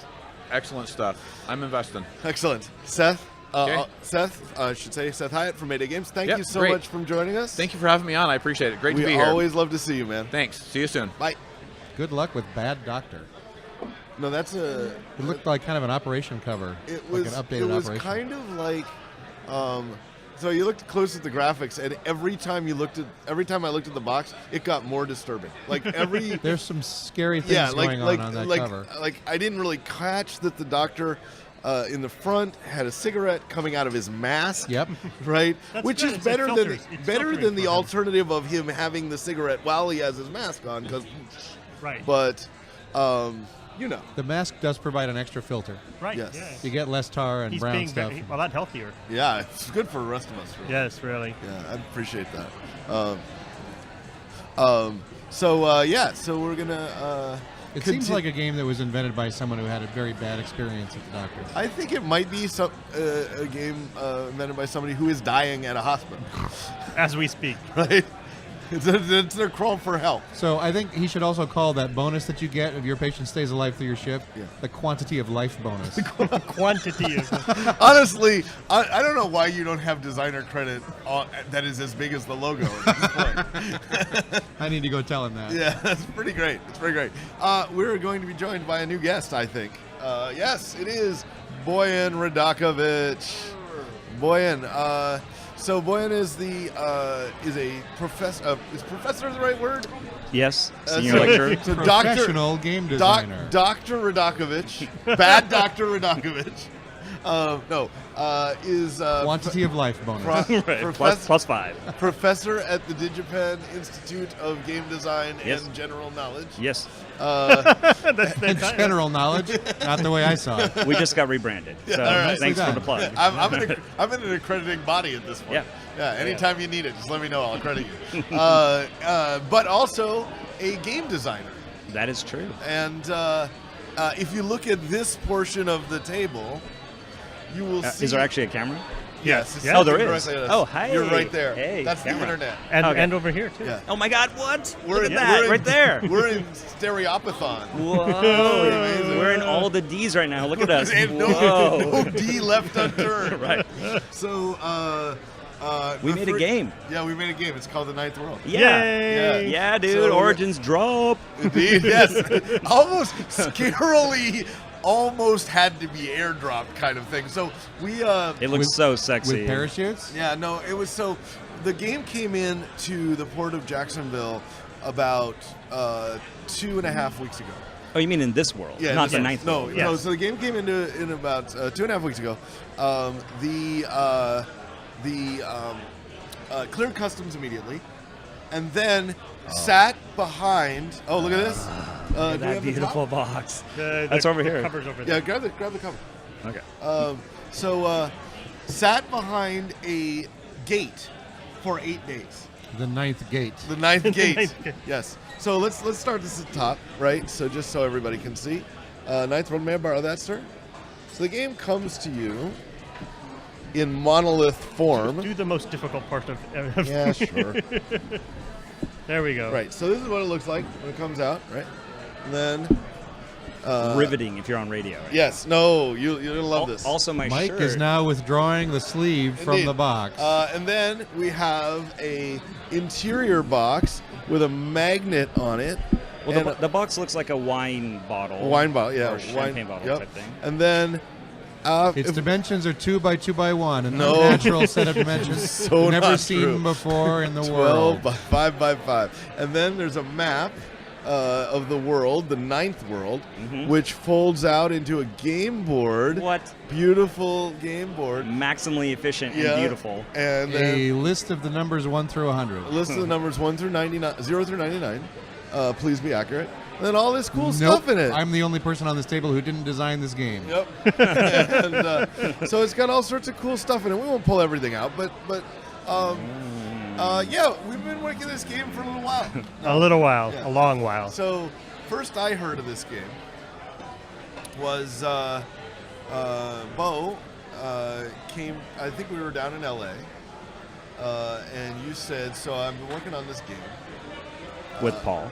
I don't know if you said that. I'm pretty sure I did. I You would were I would trying never. You were trying to make sure that I hadn't heard of this guy because I knew the price would go up. Right. And so you were lowballing it. Low Pauling. Low-palling it. Bowpalling it. This Bowpalling it. Nothing else to do. That's right. Just set them up, James. Just bam. Yeah, exactly. And no, I kid. Showed me a prototype version of a game you were working on. And I eventually played it up in Seattle with you guys. I will say though that these cards are strikingly similar to the cards that you actually saw way back then. A few of them, yeah. A few of them stayed. They're homages. Yes. So it was called Jammer. That was the code name. The yeah. code name, yeah. And We tried to have a code name that is not about the game. Yeah. So originally it was called Jammer 6. Jammer 6, that's right, yeah. Because we were eating peanut butter jelly sandwiches. Sure. Thus Jammer. And then number 6 randomly. So There you go. Good job. So, and what was it like then? Tell me about it. it's very much like this, you know. Well, there are... The competitive version is much like this. It is a deck builder if you think your deck is 5 cards and your hand is 5 cards. Right, it's a hand builder. It's a skill builder. a skill builder. Skill builder. Yeah, to use the phrase. You just have 5 cards, and over the course of the game, you upgrade them to be better and better and better, and use them every turn. Yeah, and the cards are abilities that heroes would have of the age, charm, stealth, that kind of stuff. Yeah. Set a billion years in the future. Well, actually, not at that point. At that point, you were like, I remember exactly how you said it. It was like, this is the kind of thing we'd put like a Numenera-like license on. Right? Like, you know, because we like Numenera, but obviously we can't get that. Right? And I was just like, where do you think I live? And I was like, give me an hour. And I called up Monty Cook, who lives like 10 minutes from my house. That's probably true. And I was like, Monty, I got a game. Bo and Paul are working on it. I really like it. We should make a Numenera card game. Are you in? And he was like, yeah, let's do that. And so I called Charles, the manager of the company, and said, we should make this happen. We just made it. Yeah. Right. So I love it. It got to me, and it got a little more complicated. Yes. Because that Originally, it was strictly competitive play. We Right. were all heroes of the age competing to be who's like the best hero. But you said it actually could work as a co-op game. And we're like, no, it's strictly competitive. they're like, Mike, I don't know if you know, but we're serious game designers, and we've analyzed this. Have you ever tried to turn a competitive game co-op, Mike? That just doesn't something that would really. Yeah. And in fact, like when I came here, I was looking at my old prototype. I actually found it, and there's a card. I can't remember what the monster is, but originally it said Boss Monster Co-op. And in the original game, we were testing out co-op rules, and it literally has a Sharpie mark that's crossed out on it that says no. And it says 8 VP instead. And then you're like, yeah, you know what? No, it is co-op. Yeah, I basically said, all right, you're right. You guys are much better game designers than I am, but how about I buy Mexican food? Right. And so we went to Chinese is more co-op, but sure. No, Chinese is where you make Lords of Vegas. So that's where we first talked about I know, but I'm talking about co-op food. Oh, nice. Yes. I see. I get it. Okay. That was a visual. Indeed. That was a visual. So we went over and we just made a co-op version. Right. We talked out how you would, in fact, make this game co-op. Yeah. It's like, it can't be, but if it were, it would be this. And you're like, that's brilliant, let's do it. I didn't know that was all internal, because the version of this story that I heard was that there was like a backer or a fan or a playtester. Oh, no, yeah, that's right. Or somebody You're said, totally hey, right. could you guys make a co-op version? You're of totally this? right. Actually, James, I totally skipped over that. That's what caused me to do that. Whoa. Yeah, no, I totally Is that skipped over you? No. So basically, I got this email. Yeah. And it was an incredibly nice email. It's going to be a complaint, but it was an incredibly nice email. So you can tell that it wasn't from me on two counts. Exactly so. And it said the following. Geez, all your other games are co-op. Why the heck did you get the Numenera license and not make a co-op game? I got the same note about black and white games. Why is this in color? Yeah, exactly. Could you possibly do one with less color? It's really bothering me. It might I'm cost less. offended. It'd be cheaper. Yeah. Or ass. I'm offended by all these colors.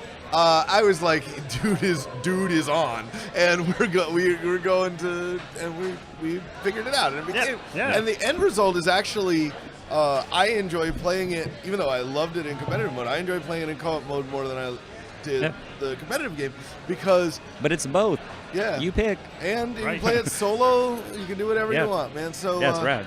So yeah, we solved one and of the, beautiful. Yes. I don't. You like radio people can't see it, but the art is gorgeous. It is. So we basically took a look at what Monty Cook Games had already made, and we said that's not good enough. I mean, no, we did not. Okay, so I'm like, that's say amazing. This, Can we like get a small piece? I'm of that? actually going to sort of vaguely agree with that. Sure. So we looked at all of what Monty Cook Games had made, and we found about 30 or 40 pieces that were like, this is brilliant card game quality art. Like, art. Right? Like we were like 30, 40, maybe even as many as 50 pieces. And then I said, this game contains 110 poker-sized cards plus 100 tarot-sized cards. And I was like, this list is real long. Yeah.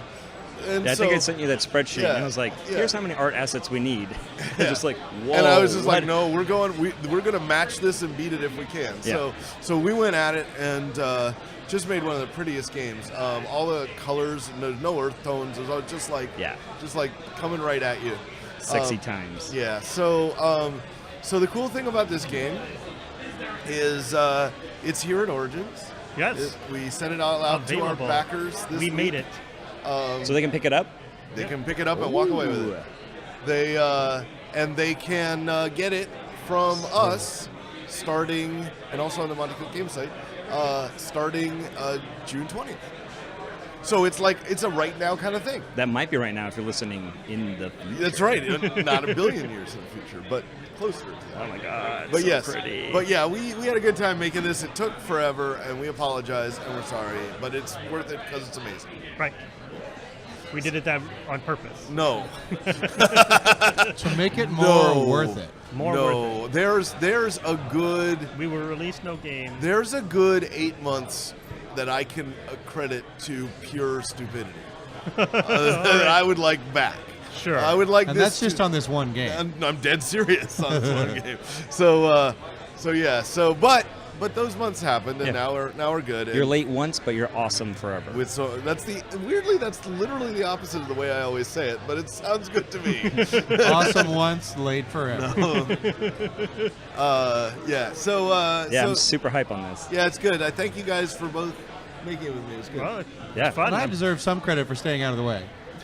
You were there the whole time. Yep, that was when I carried you. That's right. That's exactly the right way to say it. So yeah, James once said, and it's one of the best things he's ever said. It's like, we did this series of articles for Bluff magazine, and James once said, the great thing about working with Mike is each of us feels like doing less than half the work. And technically, that's not on that project. Yes, I know. Well, there are many projects where you did more because I was doing something else, and I did more because you were doing something else, right? But yeah, when we're working on a thing together, it always seems like it's like, oh, could you take care of this? This sounds really hard. And no. There it is. It's done. So, but yeah, it was super fun working on this. I hope we get to do a lot more of it. Yeah. The reaction at the booth has been great. I want to do more, man. Like, I miss you guys. We should I like miss make you more. guys. You work like literally across the street. Across the street from me. Yeah. You can't miss me if you don't go away. Yeah, but unfortunately, like this semester and the semester before, like our playtest dev nights have been the same night as like one Here's of the what classes. I'm going to suggest. You kick those kids to the curb and you come over and play with us. Yeah, stop teaching and get back to work, Bob. Absolutely. Get your head out of the classroom. Or alternatively, Loan Shark off-site field trip. Oh. Right? Bring all the kiddies along. Oh, that's true. Right? Wow, We'll watch 70 game designers can make a game in a week. That's exactly how it works. Efficiency. Yep. Bo, anything else that you want to say about what's going on with you? No, I mean, I love it here. It's nice. I haven't actually been to Origins in a while. It's like, I feel like it's bigger. It's growing. It's much more vibrant. Feels like a lot of fun. Yeah, we haven't really talked much about Origins, but it has been a really strong vibe on the floor. Yeah, especially with gamers. Like, I noticed that there's definitely a lot more of them. They're definitely playing games. I haven't been in the exhibit hall yet to see if they're like shopping and stuff, but I know for sure that like the events are full. People are like running tons of stuff. You can basically get demos of whatever you want. It's like, yeah, it's a great show. Very cool show. Well, Bo, thank you so much for joining us, as always. Yeah, and thank you for Ninth World. It looks so good. Well, I'm glad we could work on something fun. Yeah. Cool, and man. I guess if you're at the show and you want us to sign, you can get. Wait, where's? There it is. Yeah. Oh, Malavich. Yes, when we signed a bunch of these games, there's a region called Malavich, and so Bo would just cross it out and rename it Radakovich, like this is some sort of freaking legacy game. Thanks, man. Thanks for ruining my vibe. No, but you can actually use it in that way. Like when the players play, they can like cross out. Oh, we went to Navarre, and then we went to other places. That's and exactly so what it is used for. You basically get a first start. Was like you've been to Malavich because like I signed your game. So there you go. All right, Bo. Thank you, man. Thank you, Have a guys. good Bye. I'm going to make a loud sound and then hand this back to you. Oh, okay. Where's the top? Oh, well. Not We should all make more games together. We should. We do like doing that. Well, Paul and I have been working on a couple of projects. Hey, together. what's that? Tell me more. Well, I don't know. It's a long way from anything being announceable. I really like the way we're going about it with like thinking about a game, but more thinking about the world that we want to put a game into. Paul and I are building a couple of worlds. One of them is basically mine. One of them is basically his. Yep. And we want to do a couple of games with a rich backstory, and that's easier to do first, kind of. I don't know. What do you think, Paul? No, I love it. We're trading fiction back and forth about like, oh, let's do a story about... Yeah, you owe me a story in the wizard world. I do. Well, we talked a little bit on the plane about what that story might look like. Yep. I think that's going to be a lot of fun. Yep, and I quickly forgot because I had gotten up at 5 in the morning. So I hope that ball is squarely in your court. It is. I hope you keep efficient notes on the things that you care about. I do. Oh, no, it was some kind of a team rivalry at the Wizard School, right? The engineering contest rivalry where the engineers have to build a thing that will keep an egg from breaking, and they hate it that the Wizards always just use magic. Right. The Wizards get to use magic and engineering. Why do they get to do that? Right. But I think that's, I think it's a really good way to start. The process is only fair because they know nothing about engineering. Right. Exactly. Exactly. Why would they? They've got magic. You don't need it. Right. I want to be on a team called Team Rivalry.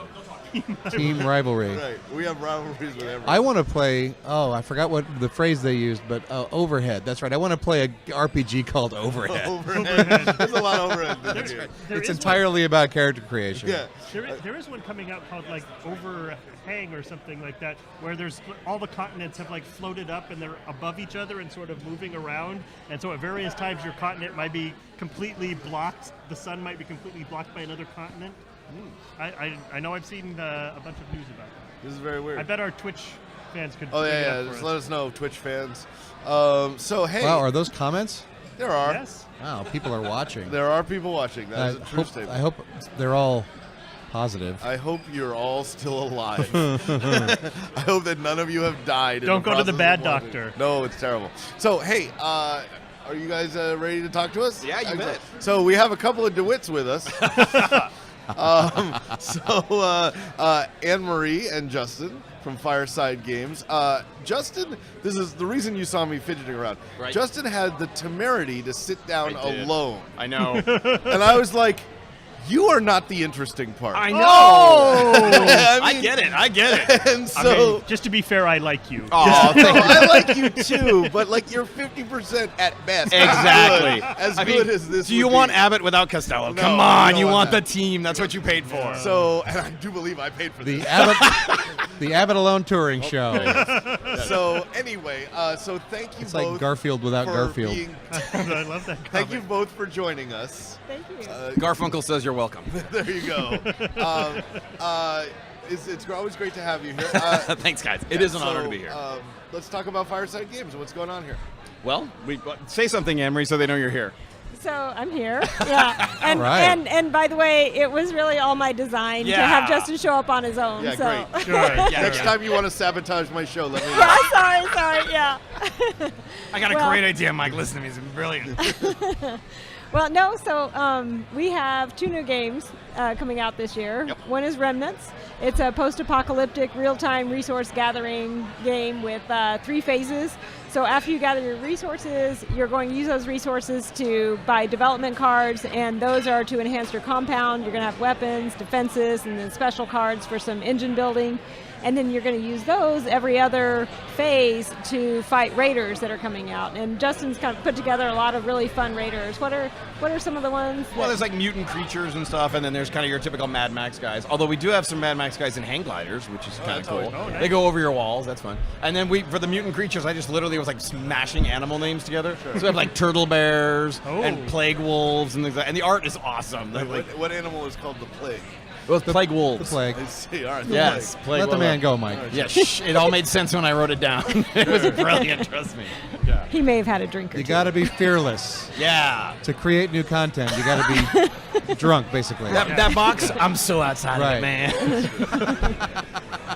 Get rid of those inhibitions and go. Yeah, exactly. That all works great. Yeah, no. It was a lot of fun, though. It really is. Yeah. We haven't done anything even close to this thematically or mechanically. So it was really fun to just get crazy with the wasteland and what's out there, what's waiting for these people and all that. And then putting together some mechanics we haven't played with. This is definitely our most Euro game, I think. It's got a lot of engine building, deck type drafting stuff.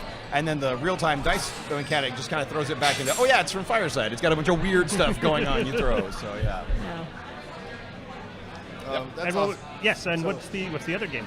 Tell me about the other one. So Grackles is a lightly themed abstract strategy game. So are you guys familiar with what Grackles are? I've seen them in my yard. Yes. Oh, we have well, many grackles. Yes. We are grackle compound. So do you If love the them or hate mutants- them? Let's be clear about this. Okay, all right. If this were Remnants, I would be gathering supplies right now to take care of the Take care of grackles. the grackles. I expect their Wait, mutants. Grackle's Big fan. Grackle is like crunchy grout, Yeah, right? no. It's like grout, breakfast but cereal, right, yeah. right, exactly. Okay, I was thinking it's like grout, but with like little Crackle. chunks of hard stuff in it. I do like that a lot, but no, that's No. totally not it. Yeah, they're crow-like birds that are most common in the southwestern They're in the U.S. Corvid family. Yeah, oh, Yeah. there you go. Yes, Yeah. exactly. I don't So, even know. and they're No, that was totally right. They are fearless, they line up on telephone wires. And in Austin, when I used to commute, I would go, past grocery stores, and at every stoplight there would be just lines and lines of these grackles. Yeah, thousands of grackles just lined up, and then they make this awful screeching noise and poop all over the cars. So, but I think they're beautiful. They have iridescent feathers. They are and very pretty. There's like black. Well, it looks like black, but then there's purple and green and blue, and it's just beautiful, I think. So, so we decided that the game came to us actually called Barricado, and it was about making barricades and blocking, and that's maybe not as exciting as, so we had to really think about what in nature demonstrates these mechanics, so that the mechanics and the theme would work together. Normally we work from theme to mechanics, but in this case, the theme wasn't working, but we really loved the way this game worked. It's by Sarah Grable and John Schulter. We're sitting right over there for those of you who can't see. Yeah. And so we thought it was just mechanically beautiful. So we just had to kind of back engineer a theme that actually what does this, and I'm like, grackles, they line up, the way you're trying to line things up. So so it's real simple play. Every turn you have one action, you have 4 possibilities. You can draw a tile and place it, and on the tiles you have 4 colored dots: black, purple, green, and blue, and then you have telephone wire connecting those colors.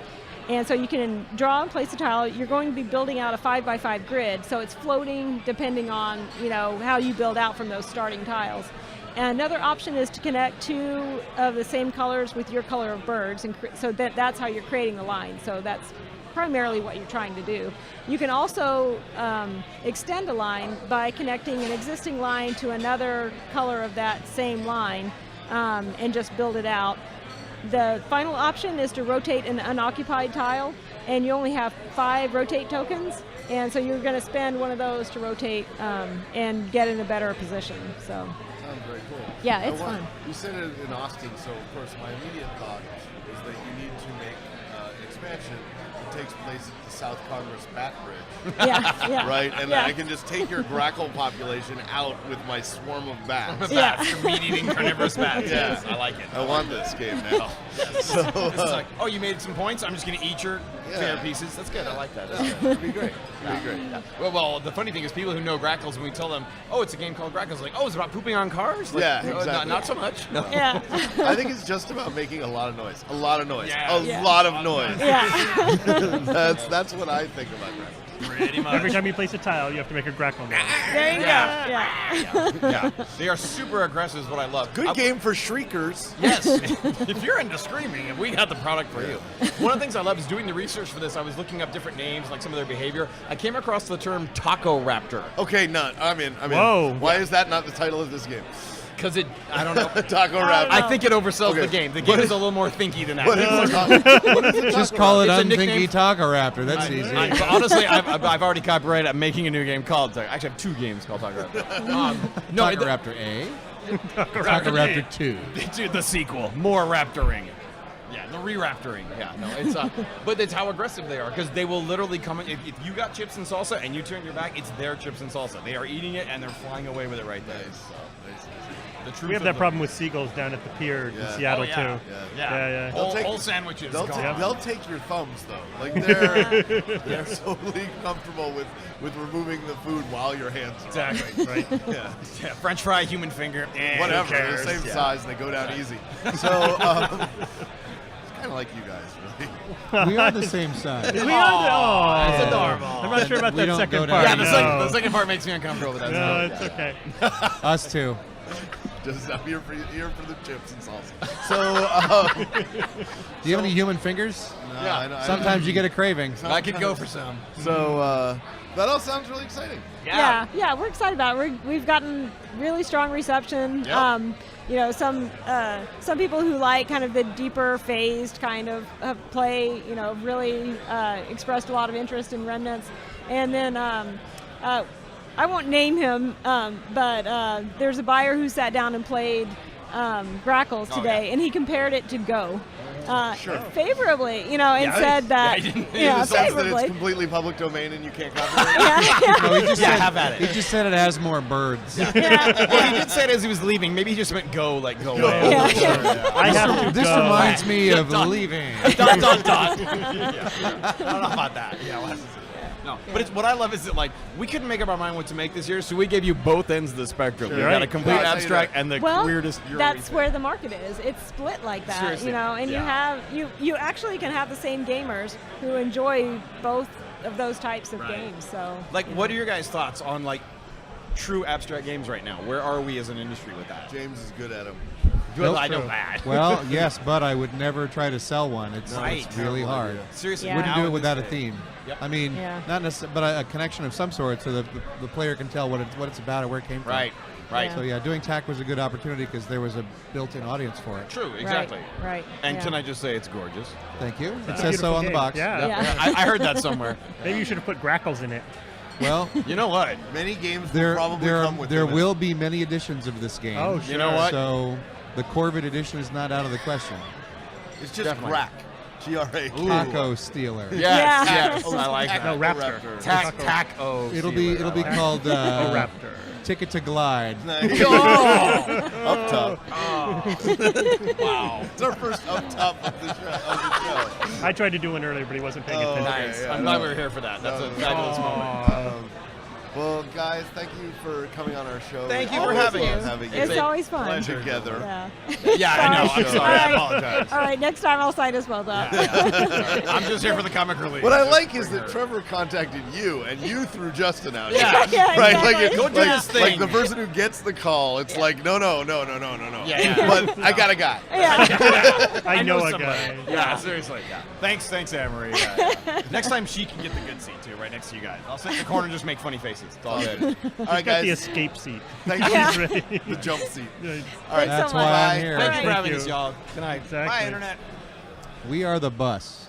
The Columbus. The bus you get thrown under. Columbus. Oh, the Columbus Throw you you get under the thrown Columbus. under. Sure. Thrown under the Columbus. I don't actually know if we have any more. Yeah, they highlight Well, the that's U.S. at the end of We only Columbus. have 15 minutes, so Yeah, I'm not- maybe we're in Maybe their public transit highlights the BUS at the end of Columbus. Yeah, but I don't know. No, it's whether got to this go weird little star over the U. And the U.S. are different colors on a lot You of the can't signs. have Columbus without us. Yes. There's no U in Qdoba. If I made a game about birds, I would probably do the blue-footed booby. Oh yeah. It's one of my favorite birds. It's a good bird. I saw a video last week of a bird on a golf course who had learned that he could pick up the golf. Well, it's a big stork thing, a big pink stork thing. It wasn't Right. a flamingo, but pick up the ball in its mouth and then slam it down onto the golf cart track and bounce it way high in the air. And then the bird just freaks out. He's like having the best time of his life. He goes and finds another lost golf ball. I don't know where he's getting these things. And he takes it back over the path and just slams it down and it bounces way high in the air. And he's like, wow, this is the coolest thing ever. I love watching videos of animals playing. It's like, this is what we should be doing. I honestly think that the last 48 hours really started as a video of a raccoon having a good time. Right? Like, I'm dead serious. You're really obsessed with this I am raccoon. totally obsessed with the raccoon. It I'm was a trending fan. on Twitter. That's, It was, you no, know. I'm not, like, this is not me being abnormal. So, there are many Just say it things again that and are. again until it becomes true. No, This is it's not very- me being abnormal. Many people think the raccoon was fascinating. But Oh, yeah. anyway, but the point being, I think the raccoon started out with an idea for fun. I'm just going to run up this building. Right. It's going to be pretty cool. Gets to the 17th floor and looks down and goes, oh, this is a large so tree. that's what happens when you just keep climbing. Yeah, exactly. And starts looking up and sees this flat portion and goes, oh, I should start taking this seriously. This is 18 hours in.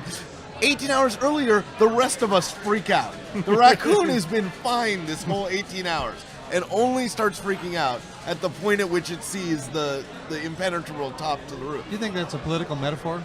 Well, I did write that. Did you? At this point, Did you indeed? at this point, it would be hard for me to claim no. Right. But we don't talk about politics on this show because that's all we would talk about. Only through metaphor. Yes, exactly. But we do talk about raccoons, and so yes, the grackles made me think. Grackles or not the make Grackles, the breakfast. Stiegel or whatever you I said. still think Grackle is grout with crunchies, but crunchy Isn't bits. that what you call it after you mix the granola into the yogurt? Oh, granola flavored crack. It's grout with granola. It's Grackle. Yeah. It's better than Groncrete. That's got little rocks and granola. Yes, exactly. But not raisins. Ugh. No, terrible. No way. Put that in. That's heresy. So I assume we're guestless for the rest of the night. Okay, so we got a couple more minutes. We don't have time to play it tonight, but I want to introduce you, and I want to plant the seed in your mind of this game that my daughter bought me. Yes, let's talk about that. It's called S'mores. S'mores. And Paul found. That sounds like a great game. Can you show the camera, please? I wish that there was a way that every game designer could look at this product and learn 100 things not to do. Let's start with. But Paul's going to read us how to win from the back of the box. Are you ready? Yeah. You must be the first player to get the most amount of s'mores with the highest point Let's value. start there. Right. The most amount of Well, is first not of all, a phrase. These are three conditions that can't be individually Right, satisfied. they cannot. You cannot be the first player to get the most. The first player to get the most. You must, by definition, have other players. This game is delightfully riddled with catastrophes, Yeah. and we played it. I played it with the family this week. Tried to learn the game from the rulebook. Couldn't even infer what some of the cards were there for. The art's just amazing in every sense of the word. Yeah, in the sense that you wish it was art. Yeah, there's a wimpy stick. There's the wimpy stick. Yep. The unhappy stick. Yep. It's a stick with a frowny face on top of it. That's Not just the first by- card I flipped Not to. by any measure the Yep. worst clip art in this game. Chocolate in the dirt, not a metaphor. Yeah, that's chocolate, all right. And yeah, I mean, so we'll play it tomorrow. We'll get a clean. Yeah. We'll get the full experience. Indeed. And It's then a preview. we can bring that back and talk through. If any of our listener would like to, that's like being the first with the I'm most. sure you're going to find this remainder at your local drugstore. Yeah, if you can get a copy of this and play it in advance, we there may is need some help. a QR code with the following legend on the front. Scan with smartphones to see s'mores in action. Perfect. That's great. Yeah, I can't wait. I've been hearing about this the whole trip. I think I'm going to start a new company and just sell this. Yeah, I think you I'm should. going to have a booth on the floor. You go hard with this. It'll be the S'mores Company. Yep. I'll pick up the rights, which are undoubtedly in limbo at this point. Yeah, well, it's a 2009 game. Or 2014, depending on where you look. Oh, I see. Yep. That's not consistent. Nope. That's great. That's great. That's great. So, well, I think we're coming to about the end of our first night of broadcasting. Broadcasting. How did it go? I liked our friends. I like hearing about all the things you made. I know. Well, that's why. This entire episode was. Well, we spent some time on things you made. Sure. But we also had guests. We had guests. And they made other things. And they made other things. And that will be the theme of the next 2 nights of the show. All right. Where we will not refer to Now the that we've things got in our booth. the giant camera humming and ready to broadcast Indeed. at 8 o'clock sharp. Indeed. 8 o'clock sharp. So, but yes, it was a very nice day at Origins. I want to. I love seeing all our friends. Yeah, I want to do my traditional wrap-ups and thanks. If you you will indulge me.